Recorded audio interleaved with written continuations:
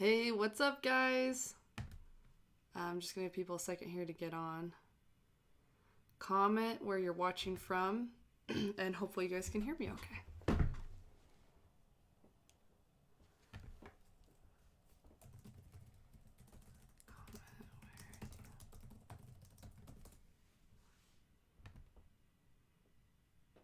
Okay. Do you see it popping up, Jared? Yeah. Awesome. All right. Sweet. Well, thank you guys for being here. Can you check on your phone, make sure the volume's up? Because no one has said if they can or can't hear. I'm assuming they can hear. Yeah, you're good. Okay, perfect. Thank you guys for joining us for our live tonight. I'm super excited. I have been in the depths of hell and back again, and here we are. I just wanted to say thank you to everyone who supports the channel right now and has supported the channel for maybe years. We really, really appreciate it. This channel, I have put so much time and love and tears and blood into this channel. Oh, hold on. It's saying YouTube is not receiving enough video to maintain smooth streaming. What does that even mean? Not receiving enough video? The fuck does that mean? I mean, crap. Give it more video. Okay, well, we're just gonna... Anyway, I put a lot of love and blood into this channel, and I don't want it to end here. Even though my life is really difficult right now, and I don't know how often I can post, I love this channel very much, and I love all the people that have helped make it what it is. So thank you. And especially huge thank you to our Patreon supporters, because without your donations to this channel, we can't afford to keep it running. We have to pay for equipment, we have to pay for lighting, we have to pay for editing software, we have to pay for sound effects and things like that. And it would be a big financial burden on top of a time burden. I'm really, really grateful we don't have to worry about that. Anyway, so thanks for joining us, and we are going to have an opening prayer by Sister Jensen. Sorry, just finishing up one. You're good, you're good. Sister Jensen is just brushing her hair. Here, there we go. I'm always very grateful to be here to bring some semblance of Jesusity to this otherwise Jesusless event. And I would like to now say a prayer. I can feel the spirit already. Our dearest, sweet, kind, gracious, beloved, hunkish Father in heaven. Oh, shoot. I ask thee to bless and sanctify this gin for the soul of me who partakes of it. And do it in remembrance of my own sin. We'd also like to pray at this time for the souls of some of the spiritual rejects. Those spiritual rejects we'd like to pray for are... These are Patreon supporters. Go ahead. I'm sorry, are you praying? No. When's the last time you prayed? God doesn't even know what your voice sounds like anymore. I'd like to pray for Abby, Amara Greer-Short, Amy L., Carolyn, Chris Murillo. All of whom obviously don't deserve my prayers, but here I am praying for wretch like these. I'd also like to pray for Colton Boyd, Deanna Bulger, Emily B. Not Ethan Guyman. I will not pray for Ethan Guyman. Pray for Goaty McGoatface. I wonder what his temple name is. I don't think it's Goaty McGoatface. I doubt that's anyone's true name. Are you making a mockery of my prayer right now? I pray for Jen Gundro, Jennifer Wolford, Lauren Reeves, Michael, and Monica. There's some special darkness in the hearts of these ones, as I'm sure they've not attended church in at least 2 Sundays. Might even go for a 3rd. I've never done anything like that myself, but, you know, not everybody can be Sister Jensen. I'd also like to pray for Nathan M., Ruby, Stub W., Tammy B., Fuggy. I'd say everyone that Patreons this channel is at least a spiritual thug. There you go. Terrorizing Jesus. And last and probably least, Trace Lundell and Vicky McKay. Probably least. And I say these things in his holy, sanctified, spiritual name. Even Christ Jesus. Amen. Amen, Jesus Christ. Yes. Okay. Yes. All right. Well, thank you, Sister Jensen. Okay, I'm gonna read some comments. Alan said Sister Jensen needs to shave her arm. You saw the arms before you saw the face? Oh god. I can't stay to watch this live, but I just want to pop in and say hi. Have a good live stream. I'll try to watch later. Thank you. Digging the haircut. Sister Jensen or me? I don't know. Mama Joe, we love you. Let's see. We missed you, Sister Jensen. I love your hair, Morgan. Oh, I know, right? The only prayers at our house is if my mom is visiting, we let her bless the food. At first I thought you were going to say we bless her food. Which would have just been incredible. Yeah, it probably doesn't even count. Oh, Goaty McGoatface was the one that just said that, and he or she is one of our Patreon supporters. Thank you. David, tuning in from Delaware, formerly in Idaho Falls. You know, when people are from states that are, like states that I've never been to, I'm just like, are you actually from there? I'm pretty sure that's not actually a place, and people are just lying about it. Like, you don't think Delaware exists? I'm pretty sure it doesn't. Oh, well. I don't know. David, send us a picture of proof that Delaware exists. Seeing is believing. I've never seen Delaware, so. I've never met someone from multiple states, and all I'm saying is, for all I know, they don't exist. They probably don't. Everyone's commenting about how awesome Sister Jensen's hair is, so that's nice. Okay, so, what's up, guys? I really wanted to get on here and chat because we have so much fun doing these lives with you guys. So, today we're going to be talking about let's see, how do we phrase it? You might have officially moved on from Mormonism if. Now, this is a post on an online ex-mormon forum. And I haven't actually gone through and read the comments yet. I wanted to read them with you guys because it's probably going to be hilarious. I think this was on Mormon Enlightenment. Yeah. Wow. It's a Facebook ex-mormon online forum if you want to join that. That's where we're going to be reading it from. So the tagline again is, you might be officially moved on from Mormonism if. So comment below your funny answers to that. And, yeah, we're going to read some of this. We're going to read some of your guys' comments. Oh, also, I'd love to hear if you had any drama, like religious-related drama from Christmas, like people making you cookies in the shapes of the cross or, you know, whatever. We'd love to hear your stories and read those, so please comment. Yeah, that's pretty much it, right? Yeah. Any comments to read? Delaware's next to Zarahemla.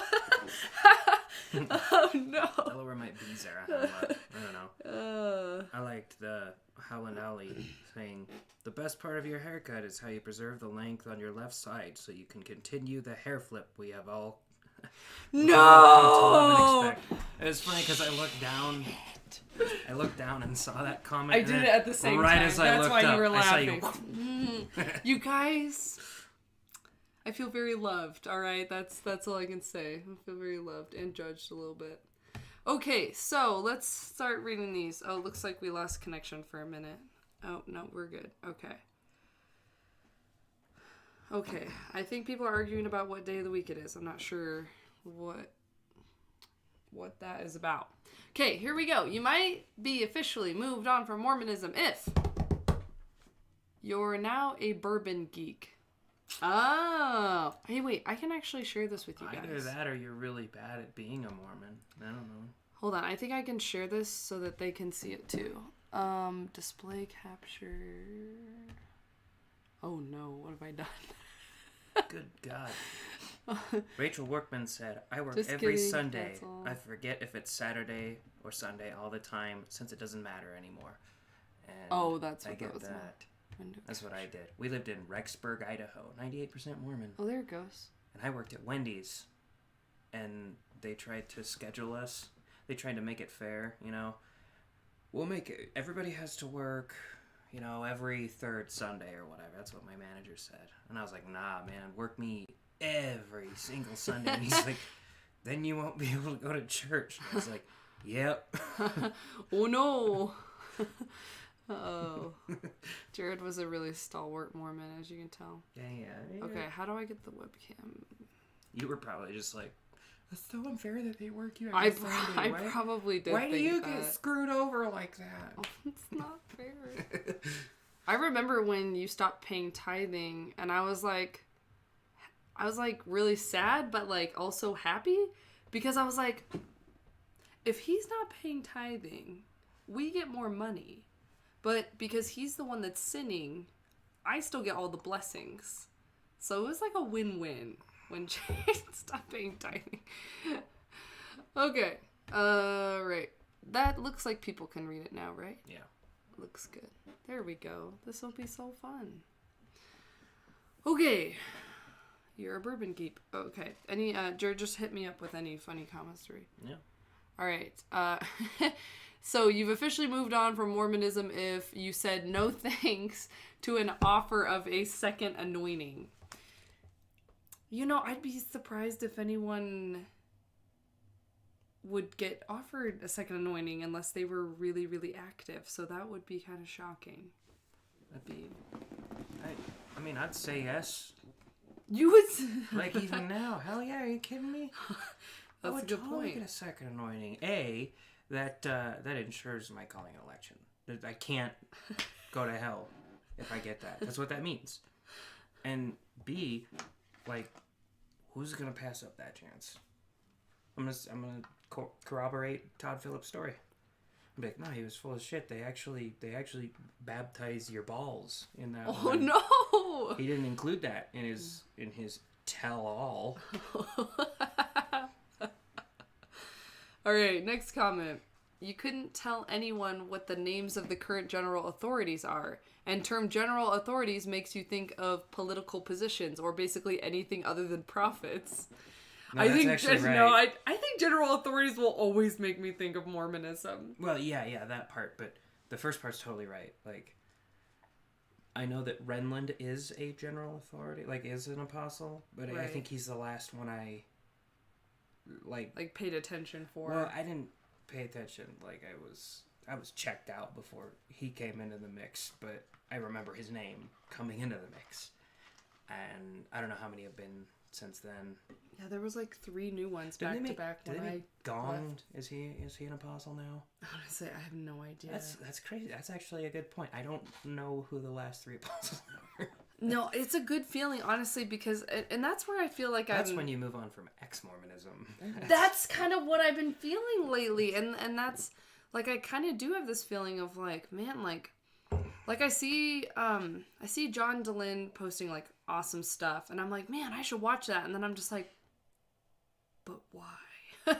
And, like, because I'm just like, I don't want to spend another minute being even ex-Mormon sometimes, and like, I'm glad that content's out there, and there's some of it that I still do watch, but I don't watch every episode like I used to, and I feel like that's a really good sign that I've worked really hard to move on in a lot of ways, and it helps too that we live by Jared's family, and they're just really, like, chill, like, they don't push it on us or anything, and so that helps too, because I know it's harder to move on when you've got family that's trying to, give your kids Jesus puzzles for Christmas and stuff like that.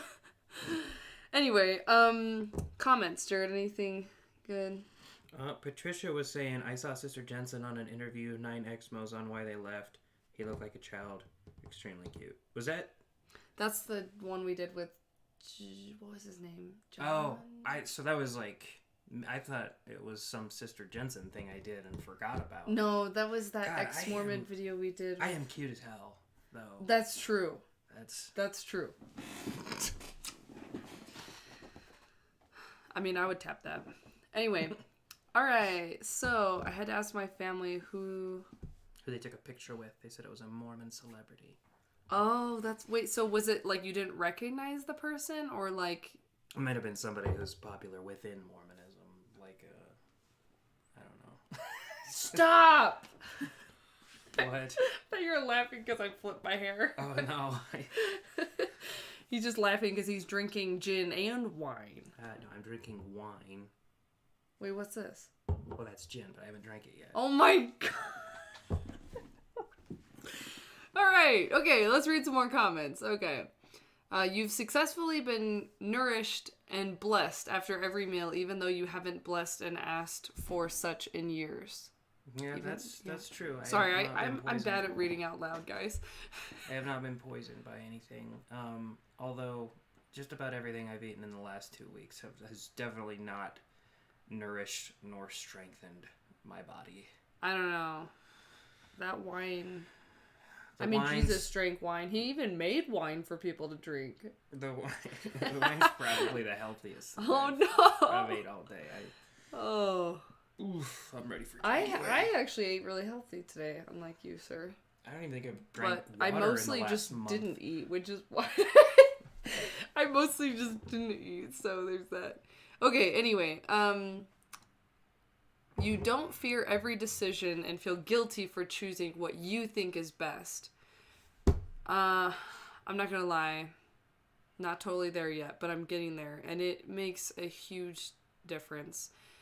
I think it wasn't just Mormonism, but it was kind of my upbringing too that just led me to just feel like I can never trust myself. And that is like a curse. That is a curse that is really difficult to break. And I'm much better about it now, but it's very, very deeply ingrained. That might be a millennial curse. Why do you think that is? I don't know.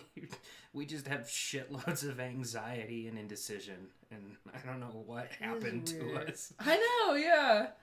The internet, I guess. I don't know. It's probably all TikTok's fault. TikTok wasn't around when we were growing up. Retroactively. Oh my god. Oh my god. TikTok reached into the past and fucked it up for all of us. Oh.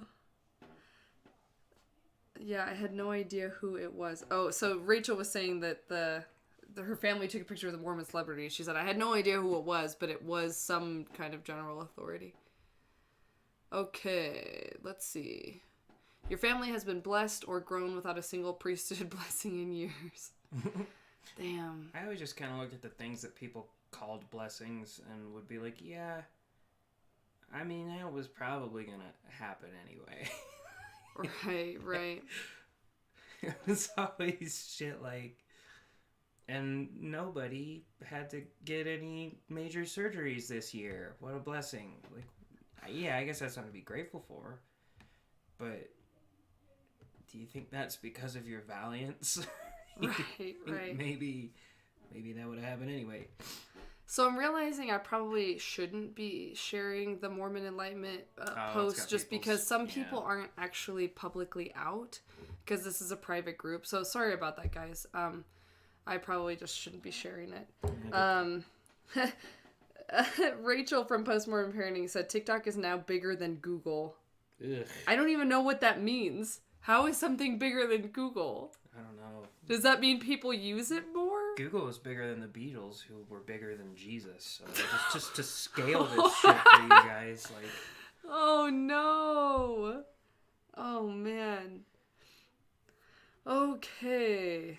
She said more popular. Okay, yeah, here, you read some. You're better at reading. Which one did you? Oh. Yeah. You don't get angry when you think about it or need to strike up arguments with friends and family about it. Basically, when it stops renting so much space in your head. Totally normal, by the way, to go through this phase. I call it the angry phase. It's definitely the angry phase. I went through a phase where I remember my angry phase was embarrassingly long. I spent way too much time. There was a good 2, maybe 3 year stretch where I saw probably every single post on the ex-mormon subreddit. Like I would go to the new rather than the top. You know, you filter by newest posts, and I'd refresh it every now and then. Man, what a horrible place to be. And then you were like super protective of your phone, and I thought it was because you were watching porn. Yeah. No, I wasn't embarrassed about my porn. Turns out you were just jacking off to ex-mormon posts. Yeah, I was like, I'm gonna drink some coffee.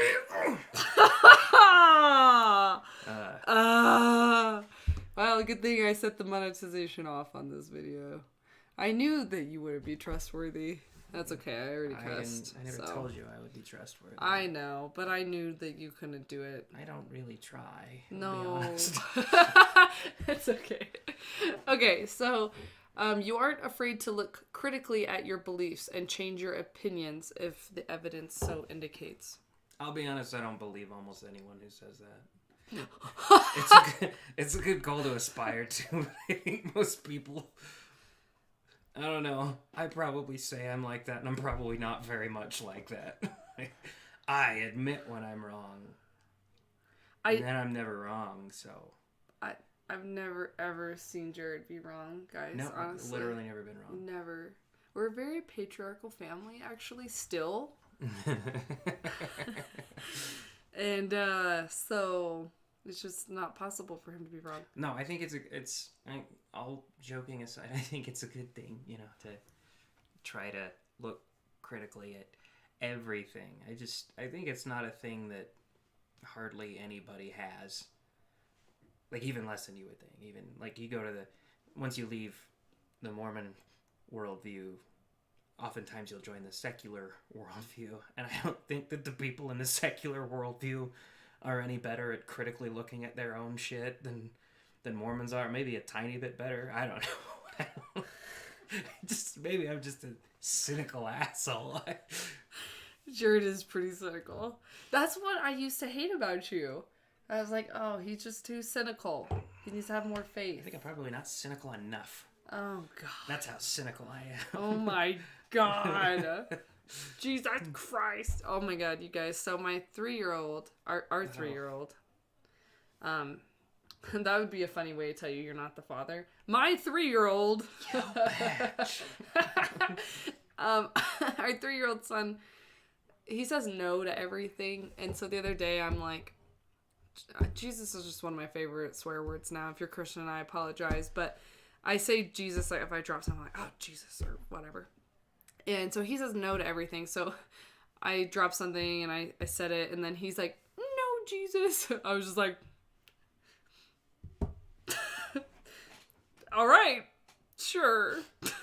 Yeah, this is an ex-Mormon household, I guess. Mm-hmm. So this is interesting. This was Howland Out was asking this question. So here's a question. Mormon/ex-Mormon is no longer taking so much of your attention. That suggests something has grown in its place. Can you identify it yet?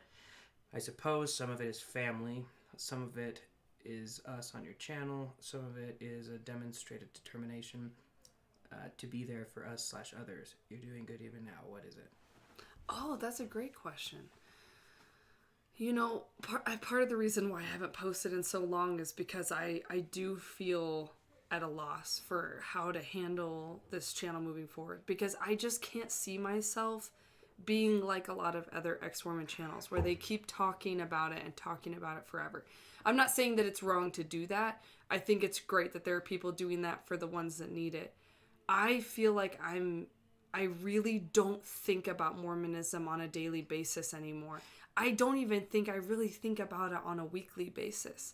It is just so minimal in my life that I don't really, it's just not a big deal. And I love that feeling. I absolutely love that feeling. So one thing that makes me want to post is maybe like helping people get to that point. But also, this channel hasn't just been about leaving Mormonism. It's been about reflecting on yourself and your view of the world and trying to understand things. I mean, myself, like, and so I'm hoping to carry the channel forward, focusing on the self-growth that I'm working on right now, and then kind of intermix, like, leaving a religion with it still.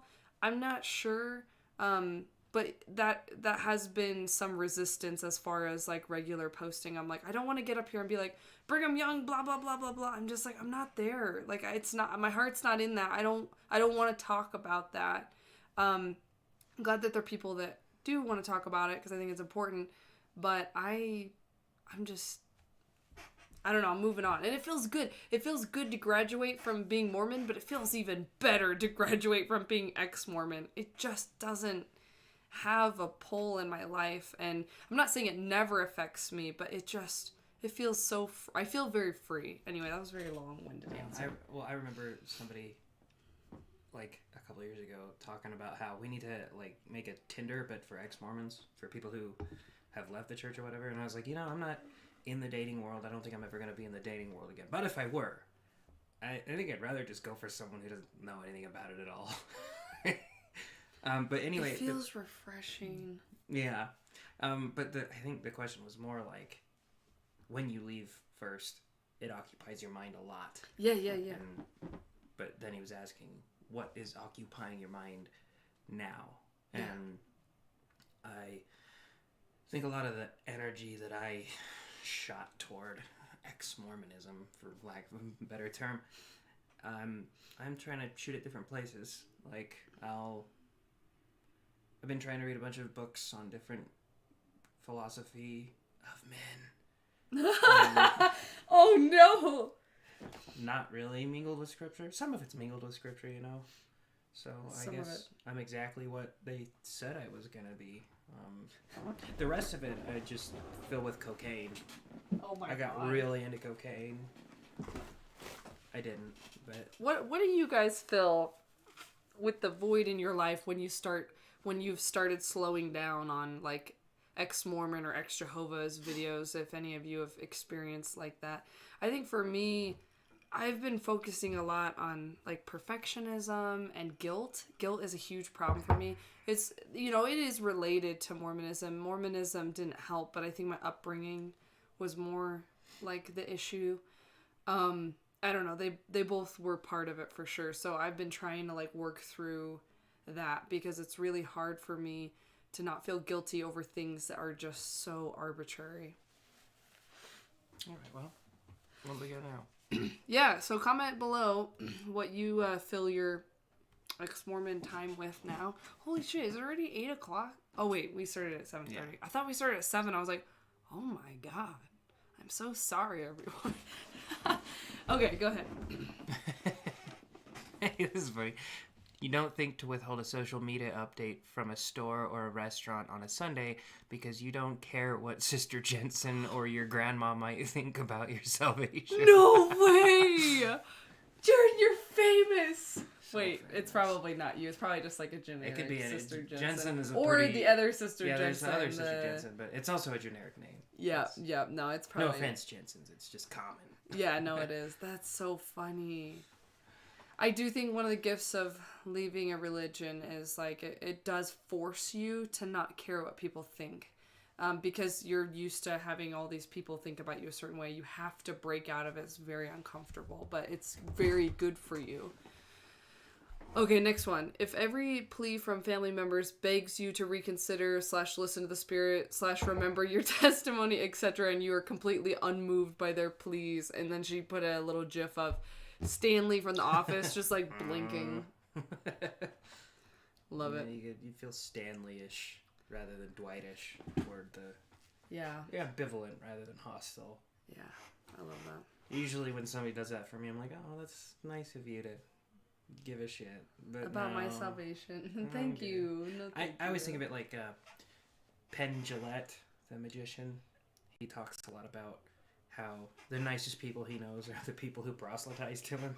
Oh, yeah. And he always uses it I've probably told this a million times, but he uses the analogy of if you think there's an invisible train coming directly toward me and I'm standing right on the tracks and the only way to get off of it is to be baptized into your church and you didn't try to do that for me, you'd be kind of an ass. So thanks for trying. I don't think the train's there. I don't think I'm in danger. Right. But, thanks. Thank you. Thank you. Thank you for saving me. Beer. That's what I've filled my time with. Personally, I started working with a therapist and learned I'm apparently really bad at validating my own unpleasant feelings. That's Rachel from Postpartum Parenting. Girl, I totally feel you. We don't like feeling sad or angry, especially. Those are ones, especially anger, that we shove that crap down there in that deep black abyss where it belongs, and somehow it still comes out. So. Well, you're representing the church. You have to always be ready to testify or bring somebody to Christ. And if you're never ever feeling shitty, or at least you claim to never be feeling shitty, then somebody's gonna be like, "Whoa, that guy's never feeling shitty. Maybe he's right about some of this stuff." That was part of it. Like, there was this feeling of, like, you had to kind of put up this facade. I think the other part of it was just no one ever taught us how to deal with our gross feelings. Exceptionally terrible as a society. Yeah, you know what your parents did when you cried when you were a kid? They offered you food, and that's why you're fat now. Because you learned to use food as a coping mechanism. Anyway, like, I think part of it is just like, yeah, we never learned. Like, no one ever taught us, which is annoying. Yeah, thanks, guys. Put it in the toilet and move on. Yep. Amen. Okay, when you see a girl dressed cute and you feel, let's say, and you used to feel threatened or jealous, but now you think, yes, girl, wear whatever makes you feel good. Oh, yeah. I can relate. You can... Yeah. What? I don't know, I used to feel very threatened by women who wore by crop pretty tops, and I know. I was like, skank. I could attract men if I wore crop tops too, but I don't do that because I'm better than you, so... There you go. It's a cheap trick, and I'm not stooping to your level, Oh bitch. my god, that's so funny. Alright, when you get invited to a family dinner on Sunday at noon, and for the life of you can't imagine why they're eating dinner so early on a Sunday, like, shouldn't we do normal brunch? And then you remember that used to be normal. I don't think that's normal. What am I missing here? I actually don't know that one. Dinner mostly at because noon? my family ate dinner at like 9 o'clock, so Your family was weird. yeah, no, I understand. I'm just letting you know that shit's over my head. Yeah, I don't know. Alright, yeah, let's see. You've told off the missionaries enough times that they haven't bothered you in 5 years and counting. Oh no. Don't be mean to missionaries, guys. It doesn't help. The missionaries have never come over for us, have they? No. One time I was taking a nap, and they came over while I was napping. And I know because it was at our old house, and I looked out the window and watched them walk away. So they came, and they missed their opportunity to bring us back. Oh, Lord. They should have prayed harder about when my nap was. Yeah, if they would have knocked a little bit longer, maybe we would not be doing this live stream. Or this live stream would be very different. Maybe. Dude, imagine that. If, like... You gotta get your viewership up. Then we gotta flip. Because we will be way bigger than those punks Midnight Mormon. Oh my god, if we because go we were back... apostate to... Oh my god, that's genius. Yeah. Oh shit, we already told them the plan. Hurry, we can delete this. But no, that just there's only makes 14 people that makes watching. it better because we've sinned really hard.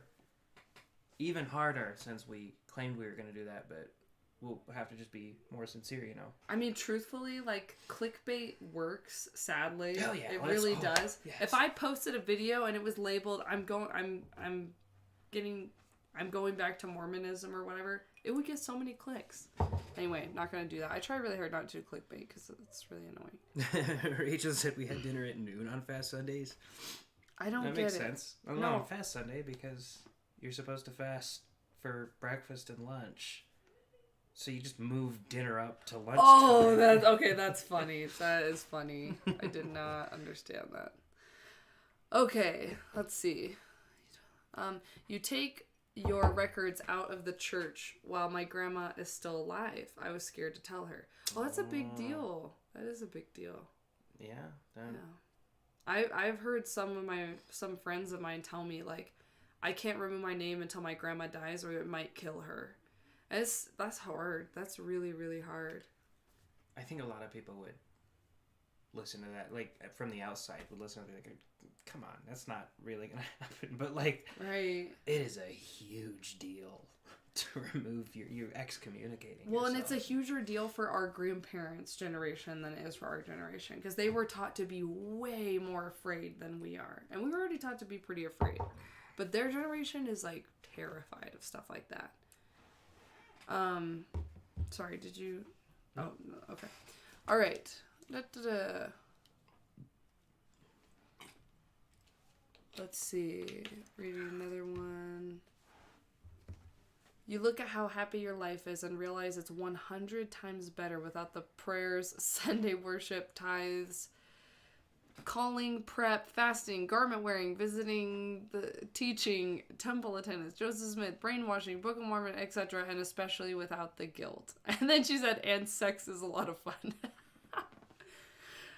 Nice. So I think if I ever, at any point, could have viewed any of that as being purposeful, I think I would have enjoyed it, and I think I could have felt, that hole that a lot of people feel when they leave Mormonism. Like, oh man, I gotta fill all this beauty that I once had, because I thought it was such a big deal to go to the temple. Go to the temple, do a calling, all this stuff. I didn't. I hated. Like, I thought it was my duty, but I hated it. So Yeah. I think if I enjoyed any of that, that would have felt more like a loss. But at this point, it's just I'm gaining more time and fucking money. Ugh. God. Oh man. All right. Next comment. You don't even realize or think about the fact that it's General Conference weekend. Oh, that's a big one. If you forget about General Conference weekend, that feels so good. You go to restaurants on Sunday and you have a beer without feeling weird about it. You post pictures on social media showing your shoulders or cleavage or leg without thinking twice. I never show my cleavage. It's very embarrassing. I think it probably is. Yeah. You can start a hard conversation with someone knowing that you'll be calm at the end. That's not true for all ex-Mormons. No, this person is... Yeah, very... Oh, man. Okay. Choosing to not serve a mission at a young age. Being chastised for a decision early on. Whoops. Hello. Here, can you read that? Yeah. Choosing not to serve a mission at a young age, being chastised for a decision early on was really irritating. The typical Mormon, "We are so disappointed in you" comment wouldn't stop. Yeah, would have been pretty cool, I guess, to have not gone on a mission. If I'm being honest, I didn't love my mission. Some people did, for some reason. Up until a couple of years ago, I never believed those people that said that they... But now I've had, I think my sister actually liked her mission. I think your sister actually liked her mission. I mean, you can like aspects of it. I don't know how. I will never, ever understand how anyone could like any part of that godforsaken experience. It was dull as shit and just guilt-inducing to the extreme. Some people liked it. I will never understand it. But I understand that they do like it. Somehow. Right. Okay, let's see. You delete all emails from the ward without opening them. Nice. You text the Relief Society president and tell them you don't want a visiting teaching route anymore. You text the primary president and tell them you need to be released from your calling. You go to ex-mo meetups during church. Nice. I'll do you one better. You don't tell the bishop that you don't want a new home teaching route. You just don't do it. And you don't care. There you go. I've got, I was looking for somebody in my phone, in my contacts I haven't talked to in a while. I don't remember who it was, but the name started with an N, and I typed in N in my contacts, and one of the first things that popped up was nope. And then I remembered Oh no. like years ago, my home teaching companion really, really wanted to be good about home teaching. I was like, I'm not gonna do it. Oh my And God. so I named him in my phone as Nope. Oh my God. Oh my God. I was gonna say something. Oh well. Nope. Oh my gosh. Oh yeah, I had a friend that in her ward, so she like left Mormonism, but she didn't want to remove her name. And so she told the Relief Society presidency that like she didn't want a home teaching route. And she didn't want home teachers or visiting teachers or something to that effect. And they told her no. They were like, if you're on the Shit. roster, like, we automatically have to give it to you. And I was like, that is like the biggest lie I've ever heard. Like, you get people in wards sometimes where they're too old to go and visit, you know, and like, so they, you know, you don't assign them anyone. I was like, that is such bull crap. Like, that's not a thing. Like, that's not real. And so I was just like, I told my friend, I was like, your visiting teaching coordinators just like messing with you. That's what we call lying for the Lord. Oh my God. I think one of the best parts of believing in a God or a religion is the fact that you now believe that morality is completely objective. But then it never really is. Because lying isn't objectively wrong if you lie for the greater good, you know? Oh, that's confusing. I have all of these deontological rules that, like, lying is immoral.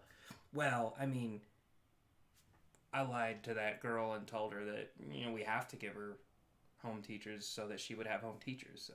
That's like, it's like Nephi, like, killing is bad unless God tells you to do it. Yeah, but I mean, Laban was like a huge dick. Yeah, but like, is killing bad or isn't it? I mean... Oh, God. Oh, my goodness. Okay. All right. Oh, no. Okay, you read that one. When members of your local ward come to visit, you hear them knock on your front door, then you slowly open it just a crack, stick out your hand and ask, what is it? Oh, God. So this one's referencing like a specific temple thing that I'm not going to get into just out of respect. But that is hilarious and horrifying, and I hope he didn't actually do that. That guy's in his angry phase. Oh, no. Someone said, I don't care if my kids are LGBTQ, if they ever get married, or if they don't have kids. That's such an awesome feeling. Like, because there is this obligation as a parent, like, where you're like, I have to, like, hate my kids or be upset with them if they're gay or if they don't have children or if they don't go to church. Like, it's a really freeing feeling to be like, wow, I can, like, accept my kid, like, whatever, and, like, you know, give them that space to be whatever or believe whatever, and that feels really good. Well, I think there's also the element of pitching your kids the idea of, like, trying to sell having kids to them. I feel like it probably means a lot more when you don't sell it to them as, like, an obligation. Like, well, you gotta do this. Why? Well, because, you know, God said or whatever. That doesn't seem pleasant. Right. If you can tell them, like, well, I love having kids. I'm very, very fulfilled. I think, you know, you don't have to do it, obviously, but consider it. I think that's probably a more... It's really weird. I would use the word, like, calling, which is weird because Mormons always use the word calling to mean obligation, like a... Right. Like something tedious and boring. That's probably that might be one of the worst crimes Mormonism has ever done to me, is take the spiritual beauty out of the word calling, make it something dull, like doing your taxes is a calling, some shit like that. They don't say having kids is a calling. just are expected to do that. Like, I felt called to have kids. I felt called to, be a pediatrician or be a physicist or whatever it is. Right. It's like, always I chose like, to take this responsibility on. yeah, it's always like, I felt called to, be in nursery. Like, what made you feel called to that? Well, the bishop told me that's what I felt called to do. It's like, oh, that's a good point. Like, the bishop said boring, for man. you. Well, and it's not even coming from you. It's like, well, the bishop said that God wanted me to do this. This is what you feel called to do, bitch.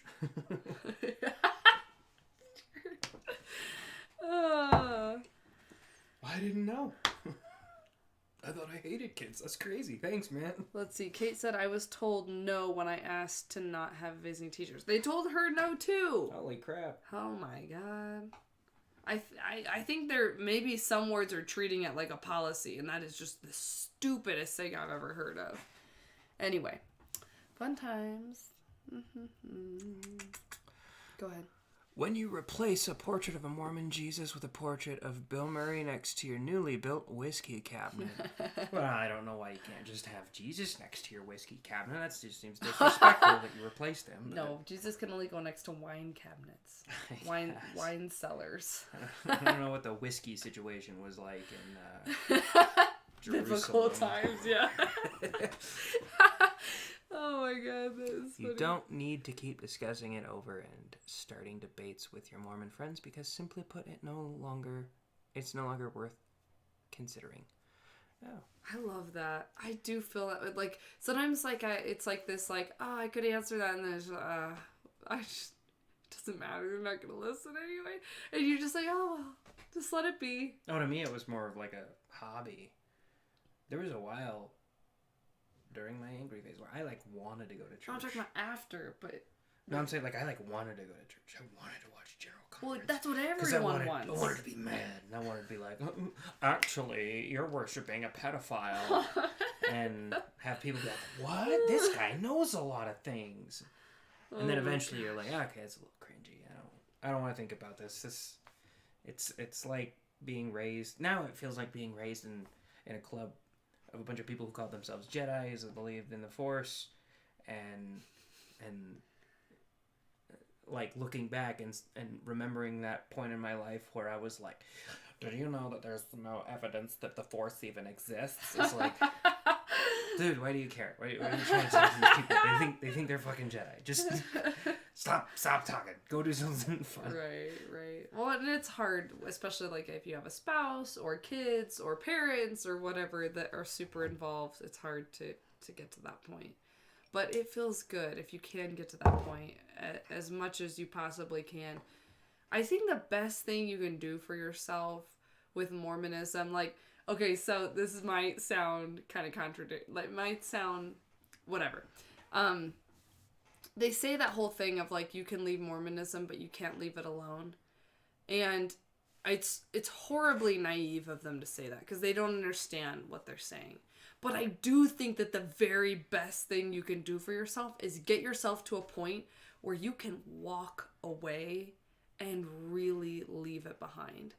And I love feeling that way. I love just feeling free. And I think, and I attribute that feeling just from working through all of my anger, working through all of my sadness, working through kind of my view of the world, and time has helped a lot too. And I think doing this channel has actually helped a lot as well. Love your haircut. Thank you. Actually, she's probably talking about you. Probably. Rough. If you're just joining us, we are reading comments from an online forum that basically says, you've moved on from Mormonism if, and we're reading all the different comments and they're hilarious. Did you want to say anything about that? No, you're good.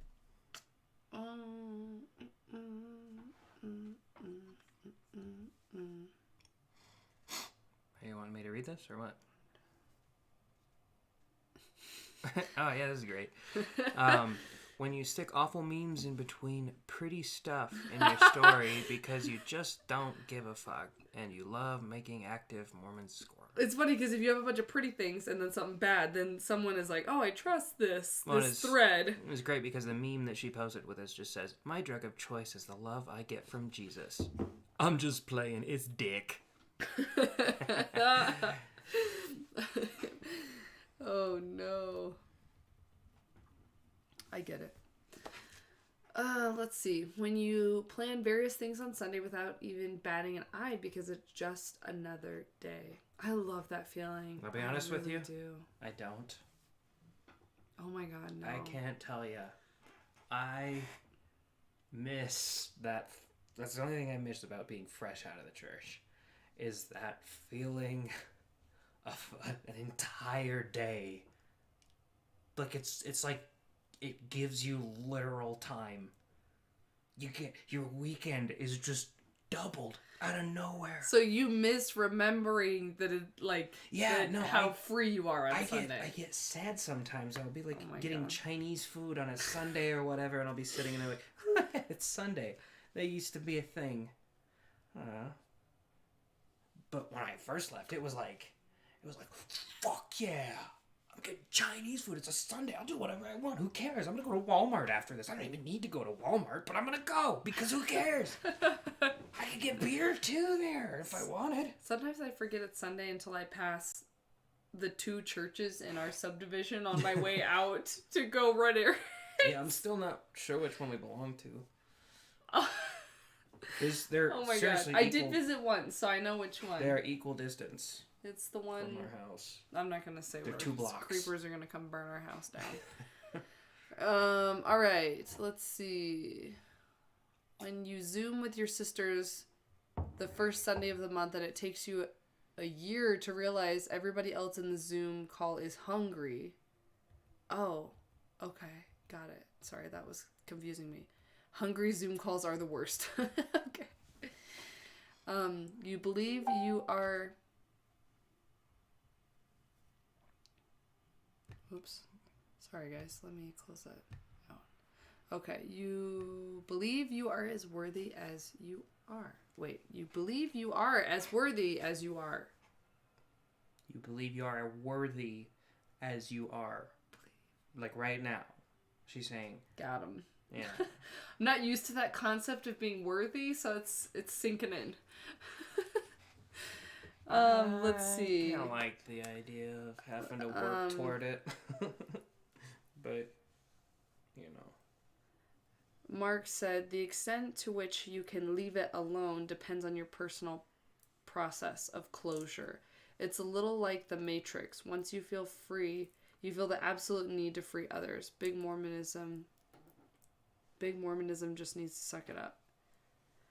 You want the blue pill or the red pill? So, yeah, just to clarify, I don't think Morgan was saying that to leave it alone for the sake of Mormonism. Like, stop being mean to Mormonism. No. She's saying for your own sanity's sake, you know. Obviously, you don't want to do that, don't do it. I don't care. But yeah, you're right. There's, like, some people are more affected by it than others, and that makes sense with, you know, some people have, like, just batshit crazy family who are constantly Make it trying to throw impossible. So Make it basically impossible. I think all we're trying to say is it feels pretty goddamn good when you just don't really think about it anymore. It does. It feels good. Like, it feels good to feel like I don't even care to watch, like, podcasts or things about it because I'm moving on. I'm living my life. You know what I find really refreshing is being friends with people that have never been Mormon. It is the most refreshing thing. And I think why it feels so good to me is because it feels like this freedom of, like, I can be someone. Like, I can be someone, like a person. I don't know how to explain it. Because, like, I was always Mormon, right? That was my label. And then I was ex-mormon, and that was my label. And now it's like, if I'm friends with people who've never been Mormon, they don't know anything about my religious background. They don't know anything about, like, my ex-religious background. And it just feels so good to be like, who am I? And how do I want to present myself? Who do I want to be? It feels so freeing. and be patient with yourself if you feel like you want to get to that point and you're not there. It's really, really hard. Leaving a religion is, I think, one of the hardest things that can happen to a person, especially when it's a high demand religion like Mormonism, and then even worse, like for Jehovah's Witnesses and things like that. Anyway, so be patient with yourself, and, you know, this advice might not apply to everybody, but... Okay, so, you know you've left on from Mormonism if you don't feel that you have to understand something in order to respect it.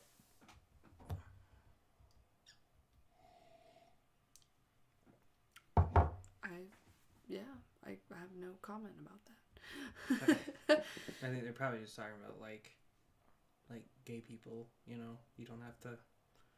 Oh, that makes more sense. There's a lot of Mormons who will be like, I just don't understand why a man would want to be with a man. And right. I think the response there is like, who cares? Yes. Let them do what they want. Yeah, I like that. Okay, your mom asks you what you want from the restaurant and doesn't object to buying you Thai milk tea. How? Oh. With boba. That's a real kicker right there. My mom would not get it if it had boba in it. What's boba? I'm just kidding. That's the little jelly ball thing. Have you never had any tea with boba in it? I don't really drink tea. Oh my god. You had it at soda shops, right? They have like those little jelly ball things in them. You talking about like the thing that's at Orange Leaf, the little... Yeah, it's kind of like that. I don't know. Okay. Okay. Anyway, sorry guys. Okay, let's see. We're doing one like that. Let's see. You forget how you should. You forget how you should dress to make sure you don't look Mormon or too Mormon, or what the Mormons might think. You just dress for comfort. Yeah, and the step above that is then you also don't dress to be obviously ex-Mormon. You just dress how you want to, right? Like. Because I feel like for a while there, I was like, I want everyone to know from looking at me that I'm ex-Mormon. Like, because we live in, you know, a Mormon-saturated area. So I don't want there to be any question.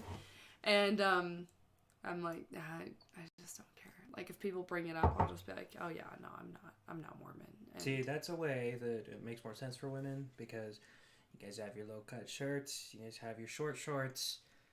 You can, obviously, if you're wearing short shorts, you're not wearing garments. Get a face tattoo. I just look stupid in short shorts. I have disgusting man legs. So the only way I did it was I'd have to like wear a shirt with like, you know, you wear a t-shirt with like 3 buttons on it and you button none of them. You're like, if someone's looking, they're going to see that I'm not wearing garments. And they're going to be like, what the hell? He's not wearing garments, bro. What the fetch, yo? Or, better yet, sag your pants. And show your boxers, and then they know. Damn, but then you're gonna have to sag your boxers a little, yeah, and show a little crack because they might think your garments are under your boxers. Why would they think that? Why would anyone wear them that way? Rachel said very urgently that I need to get you some boba tomorrow, and I think she's right. I think she's right. We absolutely need to do that, Rachel. Thank you, Rachel. We'll tell you how it goes. I will send you a picture. Okay, I feel like... Alright, let's see. So when you actually sell your signs and tokens for money and you find out that they're worthless... Okay, so again, that's a temple reference. I don't necessarily want to like explain it, but essentially, they tell you, you know, don't do that. Don't sell these special gifts from God, these secret things, sacred, not secret. I don't know. Anyway, that's just a specific temple they're language not just quote. secret. They're not secret. They're just so sacred that you're not allowed to talk about them at all. They're so sacred that they are secret. Yeah. Anyway. I'm actually relieved to hear that they're worthless because, like, I felt really stupid. I just did a shitload of shrooms and gave them away for free. And I kicked myself after, like, shit. I could have sold those for money. Like, it was my soul. I'm eternally damned now, unless I get the second anointing, like they were saying. But, like, You don't have a dime to show for it. yeah, what a waste. You know what's funny about that too is I remember watching that temple video and being really confused because they were like, don't sell these, these special gifts from God for money. And I was just like, how did money exist back then? Like, this was Adam and Eve time, and all that supposedly existed at that time was just them and their kids. I was like, I don't think money is, like, a concept yet. I also remember thinking, like, how is Adam not scared shitless? Like... Of what? Well, because he's standing there, about to make his sacrifice. He just got kicked out of the garden. All of a sudden, 3 people walk up to him. And they've never seen other people before. I know. I thought that too. How does he not go like, oh my god, we were the only people. Are there their gods? The woman thing, that's mine, okay? No, I dipped it, I peed on her, so that means she's mine. Yeah, there's 3 of you, you're all dudes, you can do that thing, but like, I think I own her. Biblically speaking, I own her. Oh no. So piss off. I'm sorry if you're not Mormon and you don't understand the temple jokes. I'm very sorry. 006 said, I felt like getting to the point where I was grateful that I took the red pill was a big deal. And I think that's a good thing. Yeah, that's like, because there are a lot of people who... you wish you could go back at one point sometimes. You didn't feel that way. No, I God, felt no. that way. I did. Like, I wish I could go back, like, because it felt like all the problems in my life were entirely revolved around being ex-Mormon. And it's one of those things, again, where it's like, you don't really, like, a lot of people don't leave because they want to. They leave because they have to, because they're not in integrity being there anymore. And so I'm sure some of you probably felt more like Jared, but I did feel like all my problems were revolved around being ex-Mormon. And that was really hard. And it was especially really hard because I really care a lot about what people think and what people think about me. And I shouldn't, but I do. And that's not so easy to just turn that off. Well, and it's a lot easier we were pretty young when we left it. And yeah, I remember it messed me up. I'll never forget it. I probably still have it saved on Reddit. It was years ago when I was first leaving, reading every single Reddit post. I remember this one really messed me up. This guy posting, and the post, it was just called, "So what the hell now?" And he's explaining that he was like 68 years old or something when he found out about all this.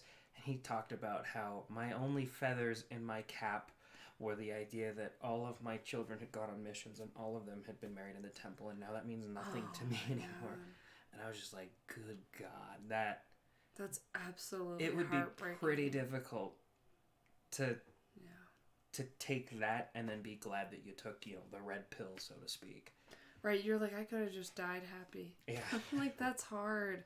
Like, and yeah, we want to know the truth. I think most people, when you ask them if they want to know the truth or not, they want to know the truth, but the truth can be a bitch.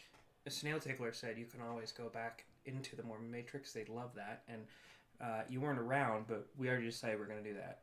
For the views. Yeah, we're going to be huge. Like... No, he wants to do it just to be better than Midnight Mormons. Yeah, I'm going to beat Kwaku in his own game. Alright. Okay, let's read some more. My sister emails me about her blessings and I don't flinch. That is Does that hit strange. home a little bit? Yeah. Yeah. I didn't think anybody else emailed about their blessings. Except for Morgan and her family. I've never actually talked about that on this channel. Yeah, I'm not. For that reason. I'm not. No, I'm just like, you guys were big on priesthood blessings. We were way too big on priesthood blessings. I wanted to say something else. Hold on, I'm gonna lose my train of thought. Or you say something. I'm thinking. Yeah, we move on to the next one? Yeah, go ahead. What does your sister have to say about it? I guess maybe when somebody leaves the church, that's... The sister's like, I got this just real kick butt blessing the other day, and I just wanted you to know how super grateful I am for it and stuff. Yeah. And then in her mind, she's like, yeah, she's fetched, man. She's back in the church now. She's like, nothing can This blessing. Jeez. Line sinker. All right. You don't feel even remotely guilty for physical relations with your partner that you're not married to. Well, you should, okay? Put the wig back on. You should. I think you should feel guilty for everything. But, that's just me. That's probably why I feel guilty for everything. Well, good for you. Oh, man. Okay. Howland said, these are things that you're saying that sound exactly like absurd wives having trouble leaving their husbands. Damn. Oh, yeah. There's, Oh, I think I said absurd. It's abused.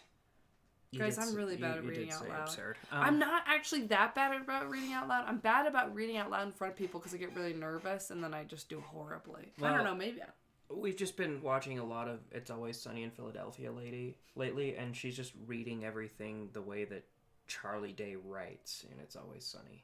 Me? Are you serious? No, you're not. I mean, the absurd thing a little bit, I guess. Oh, okay. I'm just giving you crap. No, you're good. No, I remember one of my favorite Disney movies was Tangled, because that's like the perfect allegory for an abusive relationship.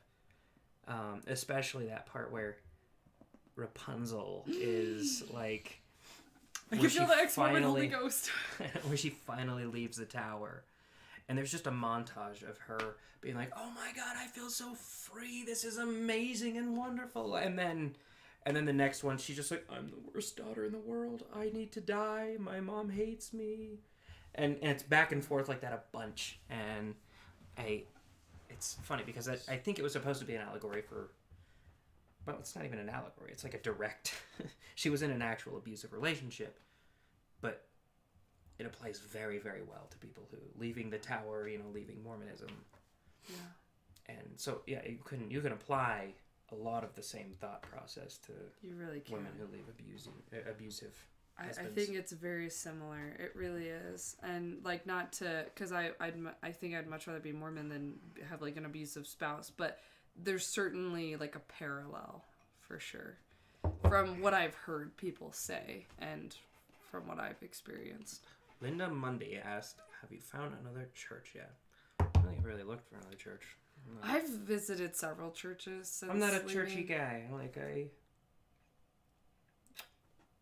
I'm fine with people being churchy. I'll never try to talk them out of that. I think some sort of religion is going to sound a little weird coming from an ex-mormon, but I think some sense of religion is important in a community, but I don't really want to be in that religion. So I'm what... Yeah, Jared will say that. He'll be like... I'm what you might call a hypocrite, Yeah, he's like, how like there's these people in our neighborhood that just have the most awesome Christmas lights? I just love that they do that, and I love that exists, and I also just don't want to be the one to do it. I know. I want everyone. And that's to how he have feels about Christianity. A lot of Christmas spirit. I want there to be Christians and Hindus and Muslims in the world. I just don't want to be any of those things. So comment below if you, if you've started going to a different church and what church you go to and why you like that.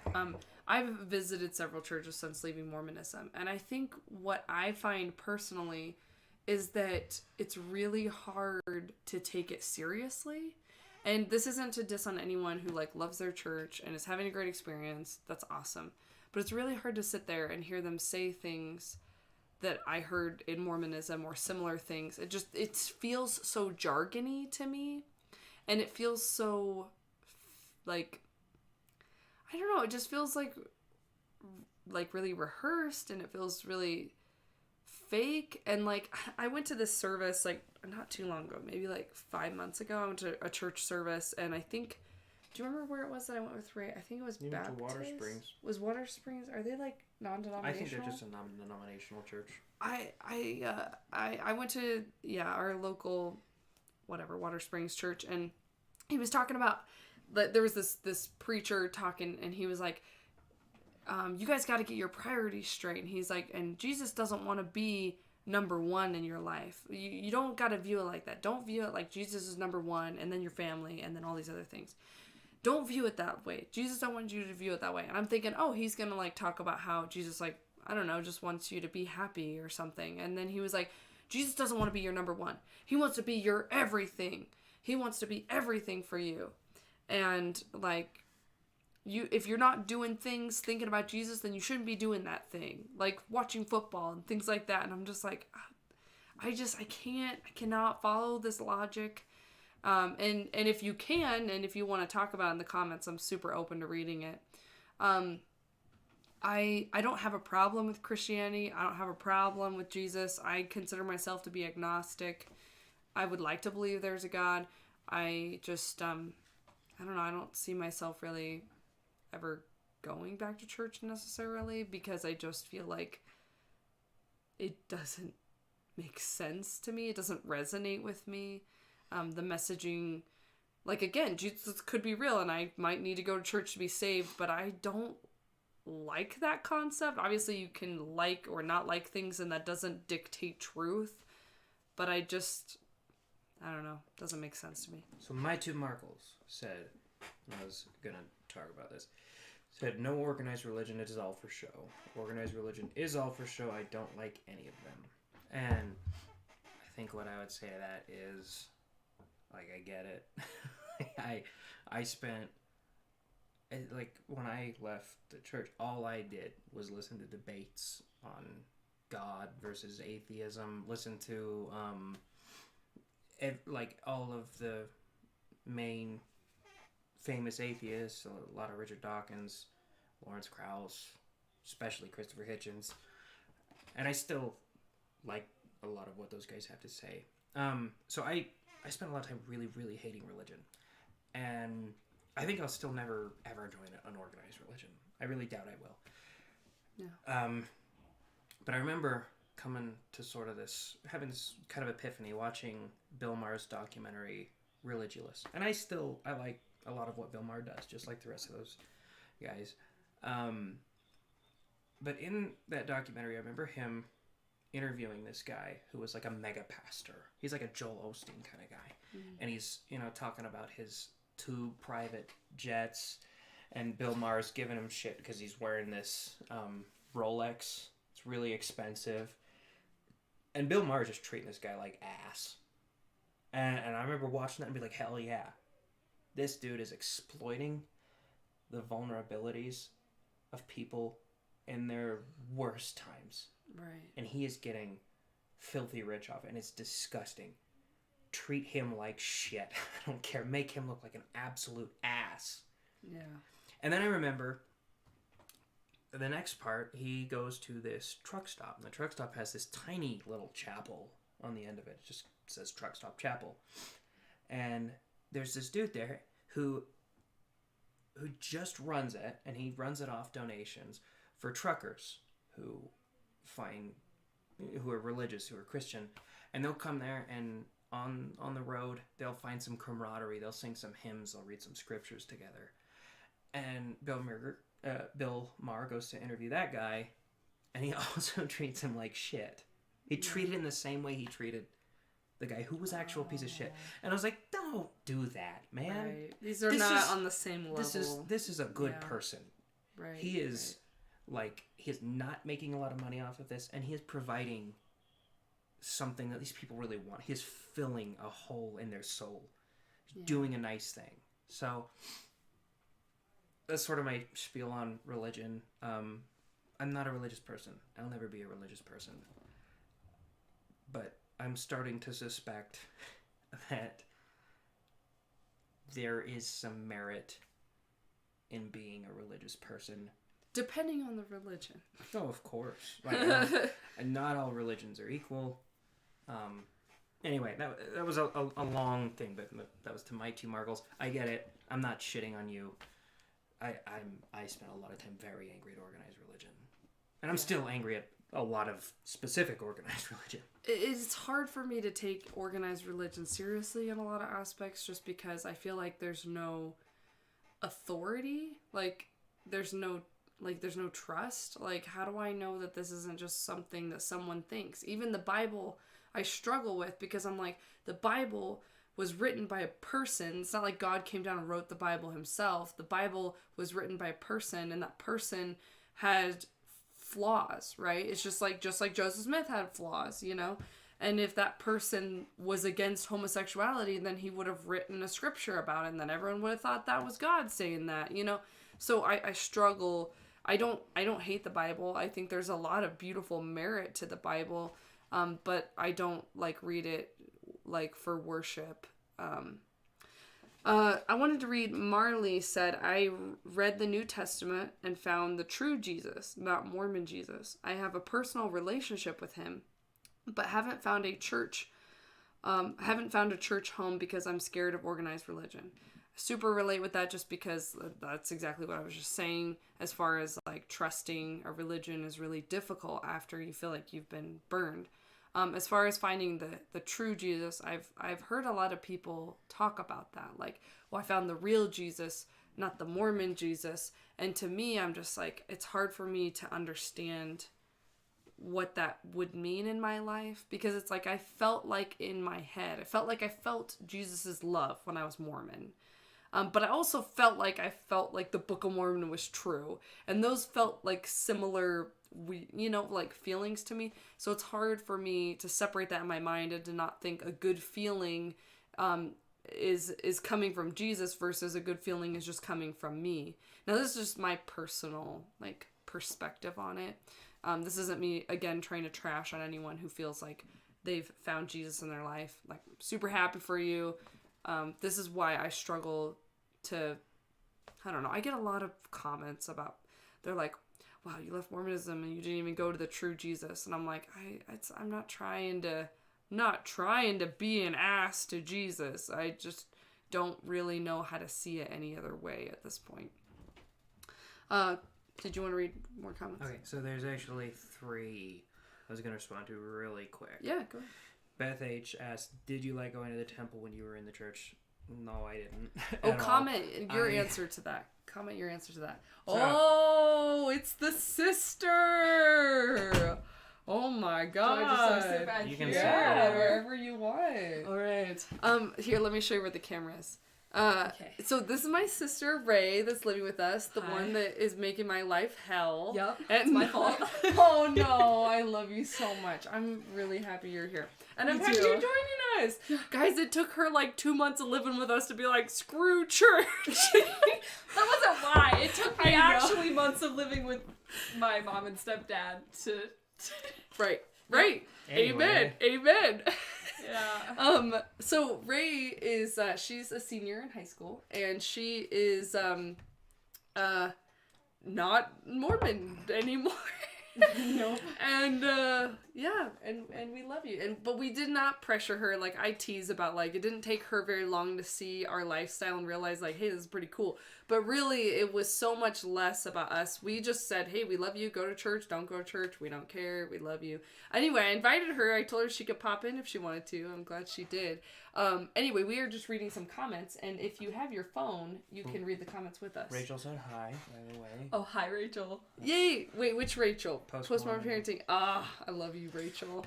So, Let me go grab my phone. Yeah, if you want to. real quick, I'll read those questions. Beth asked if we like going to the temple. I think you did. I didn't. Hated it. It was a reason I didn't want to leave. I was like, liked- I missed the temple. It was a special place for me. I made it a special Well, place. I liked the celestial room. If you could just go there and sort of meditate in the celestial room, I think I would have enjoyed it. But it was such a long-winded and dull experience. Oh yeah, here we go. And then Turn the volume down. and then Annette Sandrock said, at least read The Case for Christ. Okay, I'm trying. Go. Annette Sandrock said, at least read... wow. Would you stop? She said, at least read The Case for Christ by Lee Strobel, Cold Case Christianity by J. Warner Wallace, or The Evidence Demands by a Verdict by Josh McDowell. I don't know those last 2 books, but I actually have absolutely planned on reading The Case for Christ by Lee Strobel. I listen to a lot of different thinkers. You know, I listen to a lot of William Lane Craig. I don't agree with him on a lot. I'm not a Christian, really, but he uses a lot of C.S. Lewis arguments that are more philosophical than like because the Bible says so, you know. So Yeah. I've been meaning. I've got a long list of books that I'm trying to read, and Case for Christ is actually one of them. That Cool. I read Mere Christianity by C.S. Lewis. I read that too. I'll read. Did you? Yeah. Oh, I didn't know that. I'll read pretty much anything. And then Snail Tickler said humanists should be lauded, not criticized. And my only real beef with that is I'm an individualist first, and some humanists should be lauded and some humanists should be criticized the same way some Christians should be lauded and some Christians should be criticized. That was like smart. there's a lot there's a lot of most people who call themselves humanists that I know are great. I don't have any beef with them. We might have some deeper philosophical disagreements or whatever, because I've tried my best to stay away from isms, you know. Right. But individualist first. Got him. That's what I would say. There you go. So Rachel said, was Ray in a previous video of yours, or was it a different sister? You haven't been in any of my videos. No, I think that was Brooke. That was Brooke. Brooke is so tight. Yeah, no, so that was Brooke, my other sister. So, in the order of my siblings, like, there's the oldest sibling, our brother, and then me, and then Brooke, and then, like, a million siblings later is Ray. Oh, getting some questions there. Did your sister have doubts prior to living at your home? Oh, yeah. Feel free to share whatever you feel comfortable with. Oh, man. No pressure. So, I don't know how deep to get into. It's just whatever you Mom want and Bill to. don't watch this, right? I would probably advise you to not say anything about your family. You can if you want. You can It's say just- whatever you want. It's very unlikely that they'll watch it, but you can also share some details without getting too specific. Right. Well, okay, so basically I was living in a kind of toxic environment, and some of that had to do with religious pressure, but it was just like Religious coercion. Yeah, they were a different type of Mormon, I would say. Yes. And I would say that. but because they were kind of a different type of Mormon, it kind of got me to see the things that weren't right about Mormonism, just kind of based off of the amount they would overdo certain things. And not all Mormons are like That. But I don't know, I just kind of had a lot of doubts. I went on like a service trip to Costa Rica, and I started realizing... And it wasn't like a Mormon service trip. No, it was just like I think there was a Mormon family that organized it, and they're so sweet. I love them so much. But I started kind of realizing like how controlling and manipulative that Mormonism like it can be. And I felt really guilty. I have like a really bad guilt complex, and so I always felt like I have to serve a mission, or I can't watch like movies that have cussing in it, Or The like, Office. oh my gosh, The Office. I would ask my mom if I could watch it, and she would watch like really violent things like 24 and stuff, but she'd be like, I mean, you just have to like ask yourself, like, is that gonna bring God in your life?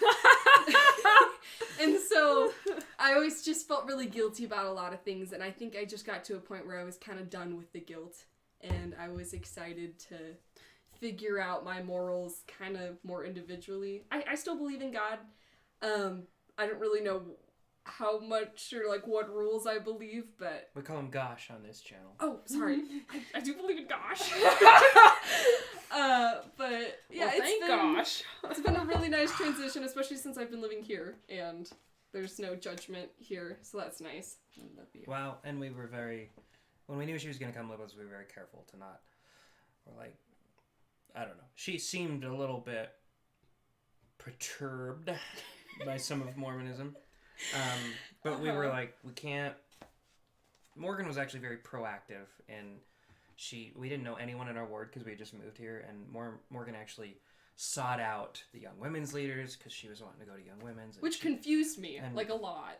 Well, Oh, really? Well, because you said you wanted to be going to church and stuff, and Morgan wanted to be supportive, and so she was I like, went to church with her, and Yeah, you went back I had to the you young made a video women's about leader that, I come think. over, and Yeah. oh, I probably did. I don't even remember. You, like, had this video that was, like, going back to the Mormon church. It was, like, the clickbait. I was just talking about how I don't do clickbait, Ray. Thank you. Oh. I'm Well, just kidding. I mean, it was I'm just- honest. Shit! You're uninvited! Okay, I'll go. Kidding. But no, it was really interesting because like Morgan actually was very supportive of me going either way because she was like, if it's helpful to you and you love it, then I want you to love it and I want you to be there. And she even like showed me all these like Facebook support groups. When you started When having I your had faith doubts. crisis. Yeah. And- I was like, look here, there's these Facebook groups for if you're having a faith crisis, but it's like faith promoting. And Ray was just like, who are you? I think I had a new bishop that was like, why don't you just start writing down questions? And then I started having pages and pages of questions that led to more questions that led to less answers. And that's when I was kind of like, okay. Remember the earring thing and the tattoo thing? That Do was you wanna such a big talk deal about to that? me. Because, like, I had friends that were Mormon that did, like, get extra piercings and stuff, and friends that also weren't Mormon that had them. And I just couldn't understand why God would care, I guess. And there were Christians, you know, that got tattoos and stuff. And a lot of Christians got, like, Christian tattoos, you know? Like, some scriptures and stuff. And I'm just like, can God really be mad about that? I don't know. Seems kind of petty. Right. Well, and like, I remember we talked about earrings, right? And how you were like, okay, so one piercing isn't a sin, but two is? And Yeah. like, how can it be a sin sometimes and not other times? It's weird. And it's Yep. just, it's so obviously just like an appearance thing. And then you're like, okay, wait, if this is a commandment based on appearance, then what other commandments aren't really valid? I also had so many Mormon friends that were like, they would drink so many energy drinks, and I'm like, how is it God. okay for them? How is this better than Jared's coffee? Right. They need to update the word of wisdom. Well, at least to they say, don't like "Quit sip drinking it super soda." loud in front of the mic. Honestly, So they should. What was I gonna say? don't catch that. That was good. That was good. What? I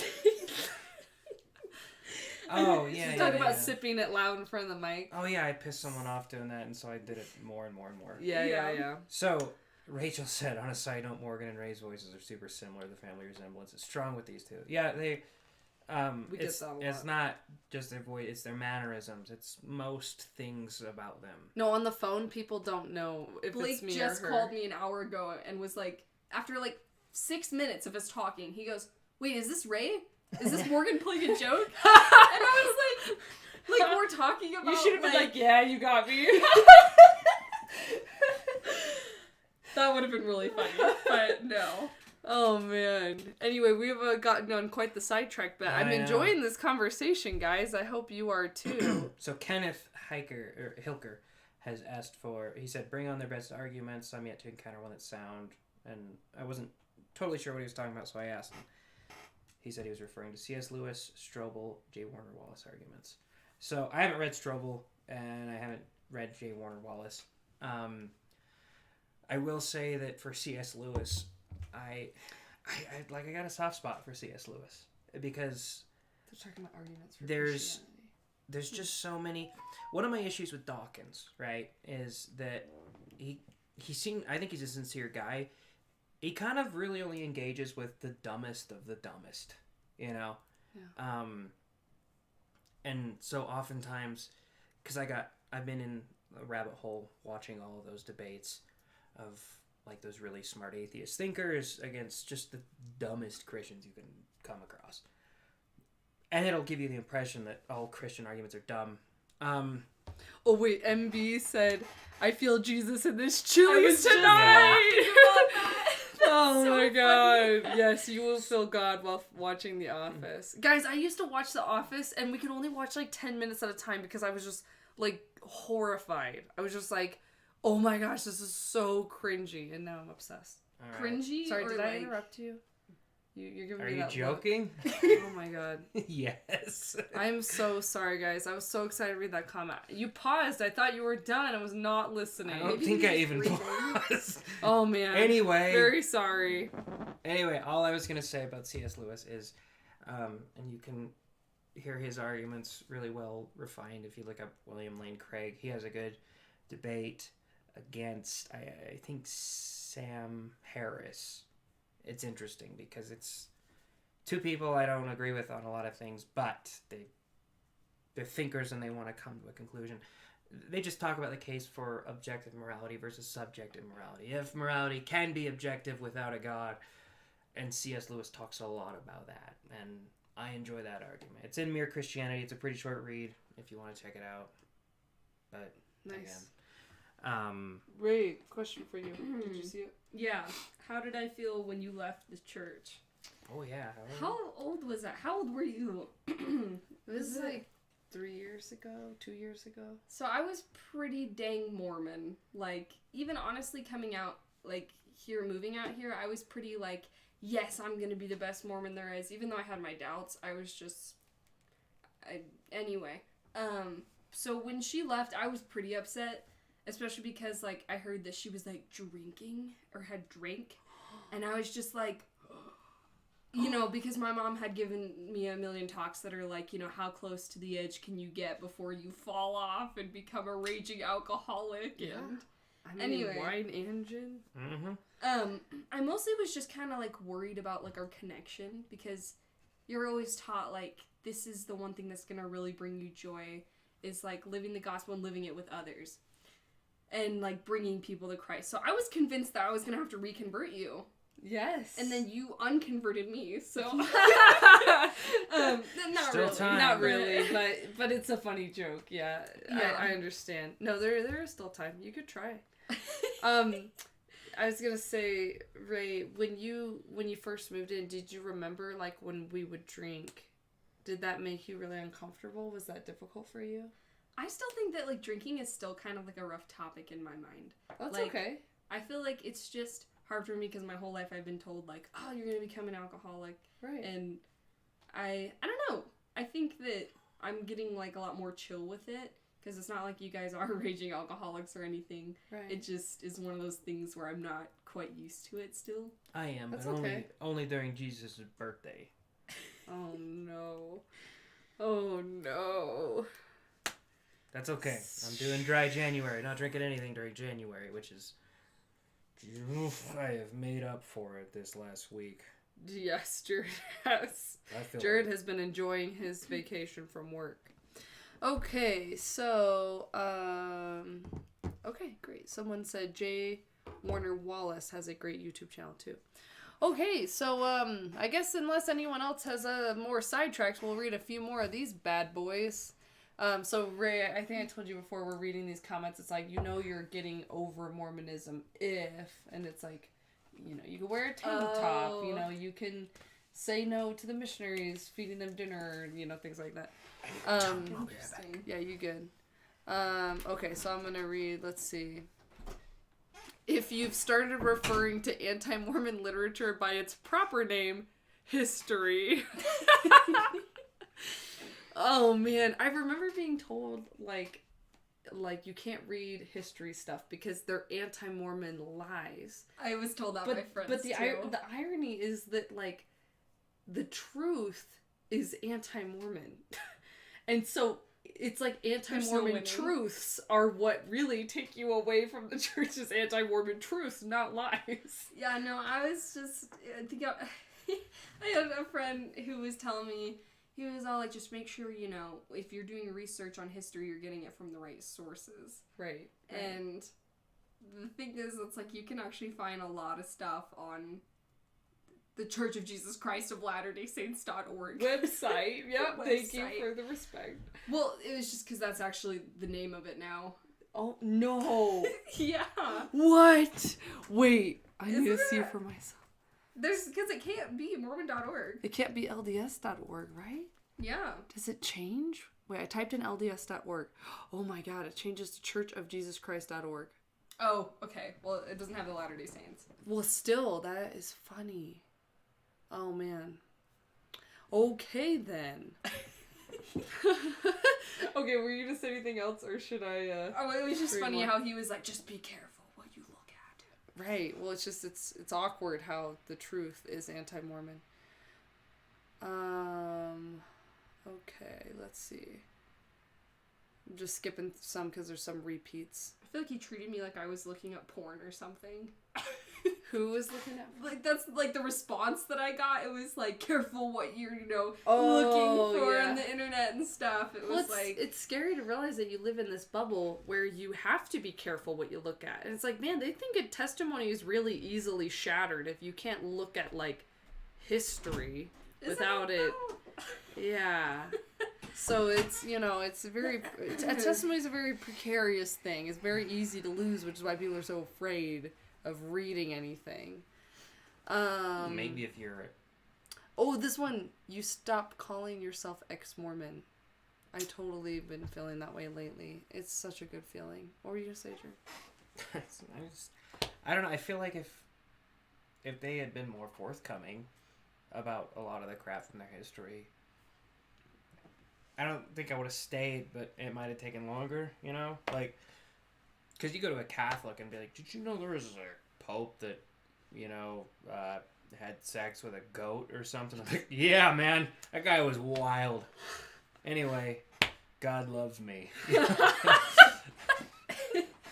If you go to a Mormon and you say, did you know one time Joseph Smith swore and smoked a cigarette? They'll be like, no, it's not true. It's not true. Shut up. Oh my gosh, that's very accurate, yes. Okay, do you guys still get the missionaries showing up? Has your sister been contacted by church members since she stopped going? Do you want to answer that? Yeah. If you want to. So I'm in my senior year of high school, and I had some girls show up that were from the singles ward, but I don't even think I'm supposed to go there, because I'm still in high school. Anyway. You're 18, so I guess I am 18. I don't know what I the guess rules for are. Mormons, I should be getting married like this year, I guess. So I That's really when I should got be going. married. You were 19. Barely. On paper. It was several months before your 19th birthday. Oh.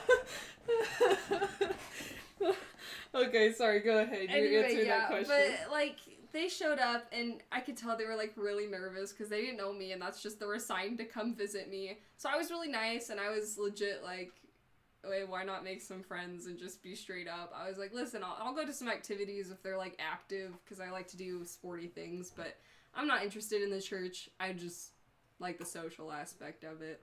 So I'll still go sometimes just to see friends, but I haven't gone recently because it kind of gives me a lot of anxiety. So it makes sense. There's Yeah. a lot of like guilt and things, and it's very triggering initially. yeah. It gets easier. Like when I went to church with you, I was just like, oh, I don't care. The one thing that was awkward was the one guy that like I didn't know how to answer like. Because if you say I'm not Mormon, sometimes they just assume you're an investigator, and so then they start trying to explain Mormonism to you, and I'm like, no, you don't understand. I usually just say, technically. Yeah, Like, no, are you- now I have it figured out. You say, I like to say, I grew up Mormon, but I don't practice it anymore. I like that because it's not so aggressive, but also gets the point across of, like, I know what we're talking about here, you know? Yeah. So Kenneth was saying, if the LDS Church wants better retention in the future, they need to raise kids with the rock in a hat story. And I'm glad he brought the rock in the hat story, because that one, like... That one's such a funny one to me, because it really messes with a lot of Mormons' minds. It messed with my mind when I heard it. I guess it didn't. I was pretty well gone by then. But I know it messes with a lot of people's mind. And it's not because it's weird. Because I remember being taught about the Urim and Thummim. And the way it was taught to me, you know, it's a breastplate, and it has that wire that sticks out, and then the wire comes this way and holds, you know, to the Urim and Thummim as spectacles. And I was like, that's weird as hell, but Right, you know, right. that's what it is, and that's how he translated. So the rock in the hat isn't any weirder than that. It's like That's a good point. it's like the same Yeah. level of weird, but it messes with people because you're like, why It's didn't just you so tell me that? factually off. Especially since it's the same level of weird. Why didn't you tell me that? I have never really thought about that way, but they are teaching it now. They are Didn't now you in learn it in seminary. seminary? No, they are now. Yeah, when I was awake in seminary. And I think it will retain more members, but I think that I do think that this era of progressivism will continue to diminish membership, because even with like being more forthcoming in seminary, I think that like we're such a progressive generation, especially your generation, like homosexuality and everything just so readily accepted that I just don't see a lot of your generation sticking around for very long, even if they know about the rock and the hat. No. Also, sorry, go on. No, I was gonna change subjects. So Okay, I was just gonna say that was another big thing actually for me, like leaving the church was I guess since I knew someone that came out. I don't know if I'm allowed to say who, because I don't know if he's made it. Yeah, public. I wouldn't say his name, but Yeah, well, his name a isn't family relevant, member, so. but family member, yeah. came out as gay, and I just remember that messed with you. I remember it that really did. You were just like, because he was so genuinely happy, and like Yeah. he's kind of been mistreated a lot growing up and never really got much love and affection, and he finally found someone that's giving that to him, and I was just like, why is this bad, and yeah. so that was also another thing that was just kind of, I think that was like when I watched like a documentary. You watched several documentaries. I watched a lot of documentaries about homosexuality Oh, yeah, I and remember that. religion and several back to back. I watched like one on Netflix, and there was one by the main lead singer from Imagine Dragons, Dan Yeah, Reynolds. Dan Reynolds, and It's I think really good. after watching that video, I think that's when I really like made like the jump, I guess, of Transition. like the transition. You spent like a good weekend. We'd go to bed. Morgan's like, I think she might be gone. I was like, oh yeah, Gone. she's toast. She's Like she's watching Dan Reynolds' documentary. Yeah, well, and I loved your reaction to the Hunter, to the situation that happened with the person that it happened with. Uh-huh. Anyway, the person, it's okay, they don't know names. Okay. Anyway, so I loved your reaction to it, because your reaction was really genuine as far as like, sorry, I'm like talking this way, but I'm talking to all of you. Anyway, her reaction was adorable, because she was just like, I just want to love this person. Like, I don't want to like judge them. I don't want to like be weirded out by it. Like, I just want to like be chill and be accepting. Like and it was just like, that was what your heart genuinely wanted. And it was just so beautiful. It was really cute. Thank you. I was just gonna say, I was gonna read Mama Joe said, I drank almost constantly the first 15 years after leaving my church. And I think to that, I would say, my God, Joe, you have an insane story. I don't even, I can't. I know, we keep talking about, we gotta get him on this channel. We gotta get him on the channel. Yeah. He's the nicest dude. His story is insane, and Yeah. I don't think anyone, I'm not gonna advocate drinking constantly for 15 years, but like, if anyone gets a slide on that, I'd say it's Mama Joe. If anyone has a good reason to. What religion was? He was evangelical. Mama Joe, comment exactly. Is like, it was. Oh man, watch It was. the documentary Jesus Camp. That was pretty much It Joe's was religion. It was like crazy. real, like I love hating, documentaries. hating on gays. Like, on Mormonism, it's like, we love the gays, But you not know, really. His was hate on the gays, and he was gay. And shoot. and I mean, they did crazy stuff like burning worldly music and watching demons fly out of the flames of the, it was really creepy, really weird, and really manipulative and abusive stuff. Anyway, we will get Joe on the channel sometime. Goaty McGoatface says they used to specifically say that the rock in the hat was an anti-Mormon lie. I think it'd be fun to have a bingo game that just spans through the years of all the things that you specifically remember being anti-Mormon lies that are now we've always told you about that. I don't know, if you don't know, that was one of my beefs with. I watched the Radio Free Mormon versus Midnight Mormon debate, which was for the most part a clusterfuck. One of my issues, and I like those Midnight Mormon guys more than a lot of people do. And Midnight Mormon is like Mormon apologists, and Radio Free Mormon is an ex-Mormon, what do you call him, podcaster? Anyway, go ahead. And he's a cool dude too. But they were, I don't know. For the most part, I think the Midnight Mormon guys are sincere, but they'll say things sometimes like, well, and the rock and the hat thing, I don't know how you didn't hear about that. I grew up hearing about it. It's like, I don't believe you. Yes! I just don't, like, Yes! maybe you did. Maybe you did. But if you did, there's no fucking way that you don't know that it was a rare piece of knowledge that you had there. Yes. Most of us didn't grow up with, like, we're not just making up this shocked me that, like, I didn't, because I didn't know until I was on my mission that Joseph Smith was a polygamist. Right. I thought it was Brigham Young. I told my trainer about how I staunchly defended the faith, and like, yeah, this one was trying to tell me Joseph Smith had multiple wives. I was like, no, that was a Brigham Young thing, because for whatever reason, that made it better. Yeah, Mormons think that it's just absolutely okay to throw Brigham Young under the bus, and happened as a lot. long as Joseph Smith remains just totally blameless. And he was like, no, man, he was a polygamist. I was like, what? Then I felt like an idiot. Because I was like, oh my god. Like, I very eloquently told this disgusting heathen that, no, you're besmirching my prophet's name. And now I'm an idiot because I was fucking lying. Ray, did you learn about Joseph Smith being a polygamist in seminary? You know, I think it got brought up that he did have a few wives, but it was only because God told him to. But I didn't know it was, like, that many.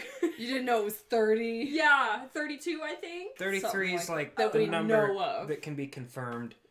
There That might we be more. know That's of. one more than I know of. Than I knew. See, yeah, because we, in seminary, were not taught that at all. We were taught that's a lie. It's just, I feel like it's really weird because my generation's being brought up with seminary hearing these facts, but then if you, like, question it, you're just like, you're not being faithful enough, you know? Yeah. And so it's like you have to kind of go through that while you're in the seminary, I guess. Like, It's weird. it is really weird. I was going to interject real quick because Helen Alley said, I stepped away for a minute. Did you say what a Midnight Mormon is? Midnight Mormon is just, it's a podcast. And Of Mormon apologists. Yeah, they're Mormon Mormons apologists. trying to defend the faith. They recently had a debate, and you can find it on, what's the channel's name? Radio Free Mormon. No, it's the channel that hosted Heart of the Matter. Mormon Time. So, Heart of the Matter hosted a debate between Midnight Mormons, which are Mormon apologists, and Radio Free Mormon, who he's pretty thorough. He's a smart dude. He's sharp. a baller. He's ex-Mormon, and he's like a lawyer, very well read. And I like both of the groups, but You like Midnight Mormons? I have a soft spot for him. Oh.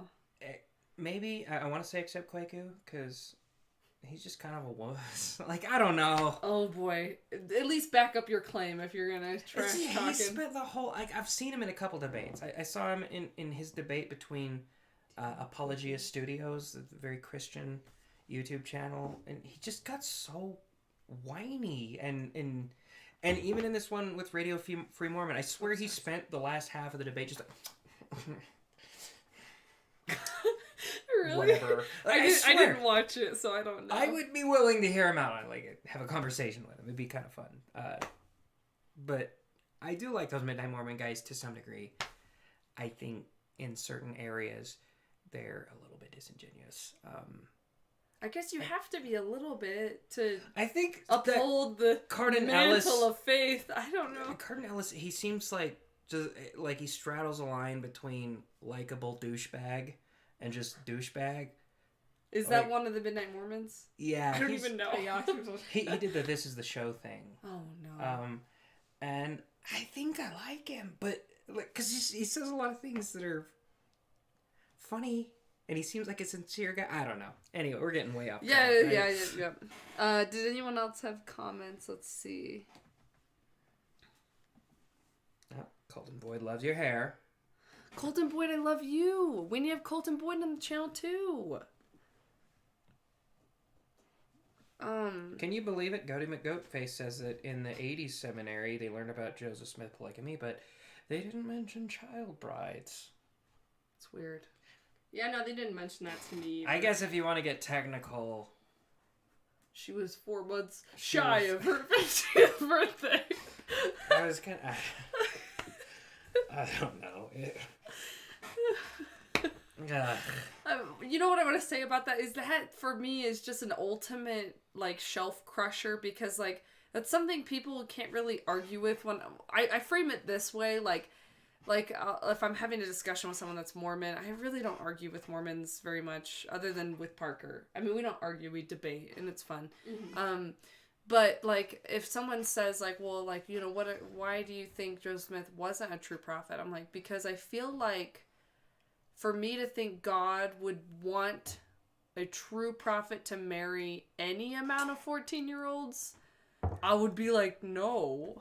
So like, I don't, a lot of See, because criticism. three is my hard line in the sand. Like, Right. like, and he married less than 3 14-year-olds, so I'm still pretty cool with Joseph Smith. For the most part. The criticism from Mormons to ex-Mormons with this is like, you can't expect a prophet to be perfect. We didn't expect a prophet to be perfect. We just expected him to have 0 teenage brides. And if he was gonna have teenage brides, then like, what the hell, God, right? Because like, you can't carry your work forward without him marrying a child. That's just weird. And so for me, it's just like, and yeah, that's kind of a nail in the coffin for me personally. Kenneth just said Kwaku debated T-Jump? Like, is that on, like, the Modern Day Debate channel or something? Because I know T-Jump is on there a lot. That's a weird... I don't think a lot of people are going to know who that is, but I'm going to... I don't know who that is. He does a lot of... I subscribe to that Modern Day Debate channel on YouTube, and I like it a lot. And T-Jump does a lot of those debates. Is he Christian? Like? No, I think he's atheist. Most of his debates I've seen are more political, so it's not really... I actually want to check that out. And so do I. I didn't know Kwaku... Anyway. Gody also talked about, like, he also didn't learn about polyandry in the 80s. Well, that's because polyandry didn't happen. You want to know why? Trust me, I've watched a lot of Brian Hales. I understand that here we go. Polyandry didn't actually happen because that would imply that a woman who is legally married to a man is sleeping with her husband during the same period of time she's sleeping with Joseph Smith. Oh my god.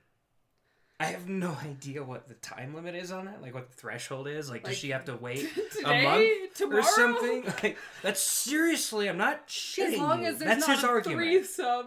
Yeah, his argument is like, well, she wasn't having sexual relations with her husband at the same time as Joseph Smith. I was like, literally the same time? Is that the only... Right. Because you could go off and bang some dude and be like, well, I was married to him, but now I'm married to you again, so... That I do like finding loopholes. Loopholes are tight. Have you explained what you're quoting all the time? I'm quoting Pitch Meeting. If you've never seen Pitch Meeting, I keep quoting him because he's funny. I like him. All right. Even if Mormon or Christian God is real, the being is a moral monster and not to be worshipped. Hey, I'll take that for $5. Thank you. You can slander God on my channel if you pay me. That's fine. You can even slander me if you pay me. Oh, man. All right. Let's see here. As long as the other guy was out of the country. I guess. I don't know. Jared, I'm going on a trip to Europe. Our marriage is going to absolve while I'm gone. Thank you. I'll pass. It's okay. I'll only be with women, so you won't feel threatened. Spit roasting is the only real polyandry. What? Oh no. Oh no, that's a sex thing. You just mentioned that the other day. What is that? I did. You explained it to me. Oh no, I remember now. Never visualize mind. a spit roast. No. Pig. Oh my god, that was the perfect joke for that. What are you thinking? We'll explain it to you after. I can't explain tell it you because when of you're YouTube. older. No, it's because of YouTube. Oh no. It's okay. I didn't know what it was either, and I'm 27, so. Anyway, okay, so I guess we'll read a couple more of these, you're getting over Mormonism if, and I guess we'll probably wrap this up in the next 5 minutes, because now it's been 2 hours. I'll also probably have to temporarily take this video down, to blur out the names from the Mormon Enlightenment group from the beginning. So, if you're looking to watch the rest of this, just give me a day or two to get it back up. Okay, so... when Sundays don't feel like Sundays. Straight up. Talked about that. Hell yeah. Let's see. When you haven't flipped off a temple in more than a year. Yeah, it's been a bit. That's funny, actually. That's kind of funny. I've thought about... Did you never angrily flip off a temple? No, I always looked at that building with just, like, sad... Oh. There's not a word for it. Melancholy. Melancholy? Yeah. That's the word. Were you confusing melancholy with baloney? I was trying to quote it the way that from that movie Megamind. I was trying to quote it like Megamind. Melancholy? Yes. And I butched it horribly. Stay out of metrocity. No one calls it metrocity. Every Starbucks employee within 20 miles of my house knows me by name. I think... Nice. Look, I think you have a problem. Oh, look. Is it because of the way her name is spelled? Is that why? Oh, well, yeah. But also, I think you drink too much coffee. Kimberly. And I drink a lot of coffee, so... That's funny. Okay. Yeah, okay. You start posting anti-Mormon stuff and not caring if your TBM peeps see. TBM meaning just like true believing Mormons, like your Mormon friends on Facebook. Yes. There's TBM versus just normal Mormons. Well, yeah, they I say think- that. Like, you could just say Mormon, but everyone says TBM. It's kind of weird now that you put it out. It's super, like to distinguish, it's because a super lot weird. of people are still Mormon that are in this group or whatever, so I think they're it's a Mormon, distinguishing... like, by... It comes from Reddit. Reddit is it's like... I think it's unnecessary. I'm on raised here. I think No, I'm why with they have to ya. say Mormon. I hate Reddit acronyms. And that's where it comes from. Like, it's that, in Star Wars when Obi-Wan Kenobi was talking about Darth Vader, and he said he's more machine than man now. That you could say that about Reddit, but it's like it's more acronym than words. Oh, disgusting. That is funny. That is funny. All right. Marley we May go. said, "Isn't it funny they are so big on being 16 to date? Watch them change it to a few months shy of 15. Birthday is the new revelation." Yeah. Someone says the word garment and your first thought is clothing. Man, I remember how upset I was when I had just had my son, Lucas, 3 years ago, when I was in the throes of my faith crisis at the time. And, like, how awkward I felt because, like, I had a bunch of family in town seeing him. And it was, like, really obvious that I wasn't wearing garments because I would wear, like, robes and stuff a lot because having a baby is a pain in the ass and you can't wear pants after that nonsense. And, Baby doesn't come out of your ass. Oh Yeah, my I was gonna God. say, it's more like Being- a pain in the vagina. You're being ridiculous. Yeah. help! So I just felt awkward, and I remember several family members asking me about it. Like, You do? Mm-hmm. I'll tell you who remember that. later, but I'm not gonna say right now. But Give me a hint. What is it? no, I'm not gonna give you. What's it start with and end with? Or like multiple letters stuck together. Give us a rhyme. It's like in The Office, like the Stanley is cheating. It's like, come on, Kevin, come on. There's just a couple letters missing. Hey.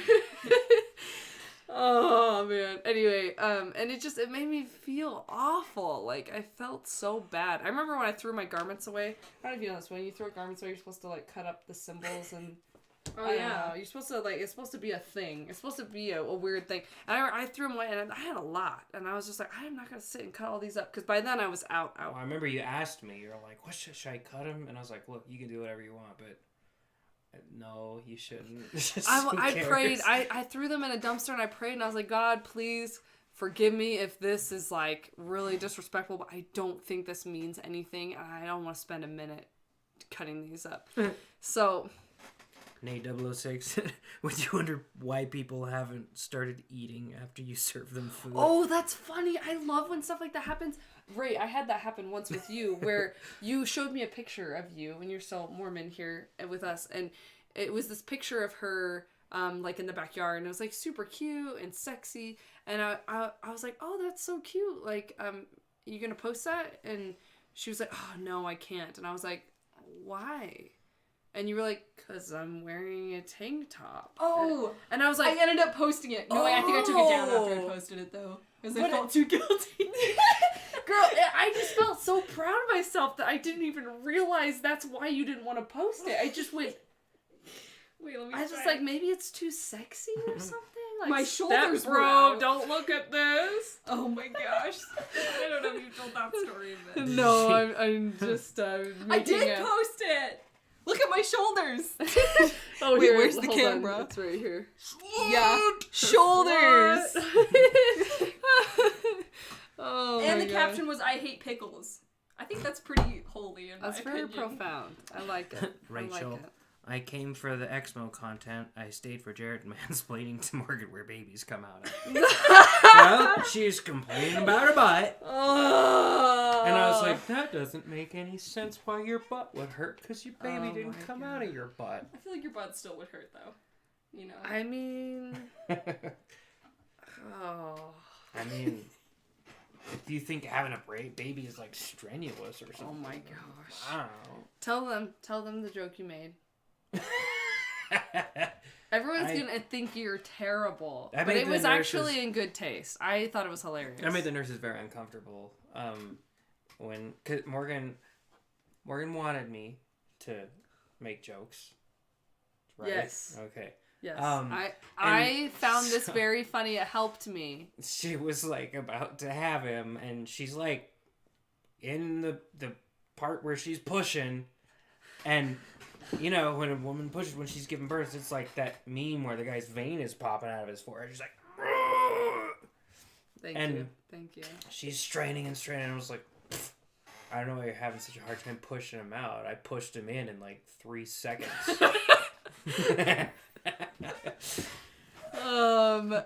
Can we get this moving on or something? I got shit to do. Just as a disclosure, because that sounds terrible. Jared was super, super helpful and supportive with me having babies, and he knows that I want to be made to laugh when I'm stressed, so that was good. He also said more things. Yeah, anyway, not gonna go there. All right. Okay, when you buy beer in your small town grocery store and chat up with a Mormon acquaintance and it doesn't bother you. Oh, that's funny. And then you just wonder, like, oh no, I thought it was a liquor store at first. No, I remember being scared of that. Like, what if what if I'm shopping on Sunday and someone else there sees me shopping on Sunday and then I'm like, wait, but then they should not be shopping on Sunday either. So, or what if someone sees me walk out of the liquor store and I'm like, they should also not be at the liquor store. So I guess we'll just give each other the eye and like, and then just like walk away. I don't know. Let's see. You start eating and wonder why everyone else is looking at you and not eating.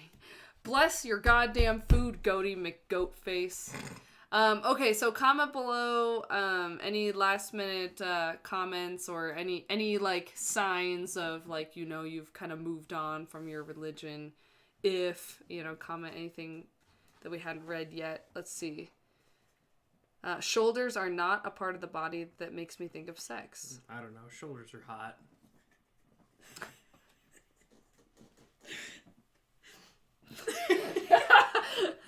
Everybody out. Even Jared?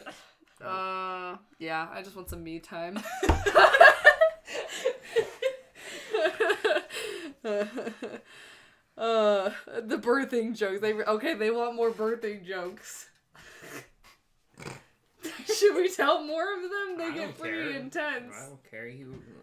I'm trying to think about if I The want only you to... one I can think of is Go where ahead. You I know were, what you're talking about. he was crowning, and you were like, does it look terrifying? And I was like, if it makes you feel any better, I'd still hit that. And his mom just starts yelling at him because his mom was there too. She was a nurse. I'm really and I'm really close with Jared's mom, and so I wanted her to be there for the baby. She was just up by my shoulders. Anyway, so she's yelling at Jared, and then our doctor's just like cracking up. It was an experience, guys. It really was. Yup. Yeah. Okay, let's see. Shoulders. If your sinews start to get weak. What is that? Right. Because you don't have strength in the sinews. Oh no! That's, you're... Got it. You've moved on from Mormonism. You wouldn't get it. No, it's a the guy temple thing. No, it's a guy. I'm just trying to make this too. If I don't get it, it's probably a guy thing. No, you're good. It's a temple thing. I'll explain it later. I try not to explain temple things just out of respect for Mormons, but that was very for funny. any active Mormons that are watching. I know. It's a personal decision. Okay. I know. Anyway. Ay caramba. Yep. That just felt like saying that. Anyway, cool. Well, this was so fun, guys. I seriously have missed posting, and I appreciate everyone's patience. I appreciate everyone getting on here and having so much fun with us. I hope we can do it more, and I hope we can figure out a way to also talk about other things too, because I don't know, like, I'm in this space where, like, I enjoy talking about Mormonism a little bit, and then I'm like, but let's talk about honesty and how hard it is being honest about your feelings and about, things like that. Like, that's what I'm working on right now, is honesty and guilt and things like that. Anyway, so hopefully we can, branch out a little bit without totally botching views, but, I guess, you gotta do what you gotta do. Anyway, thank you guys. It was so much fun. Any last minute comments? Plug them in there for us, and we'll read them and laugh. You said that like 5 times now. I know. Last. I don't know. I never want it to end. It's too fun. You guys are the best. Thanks for making our night so fun. You're the best.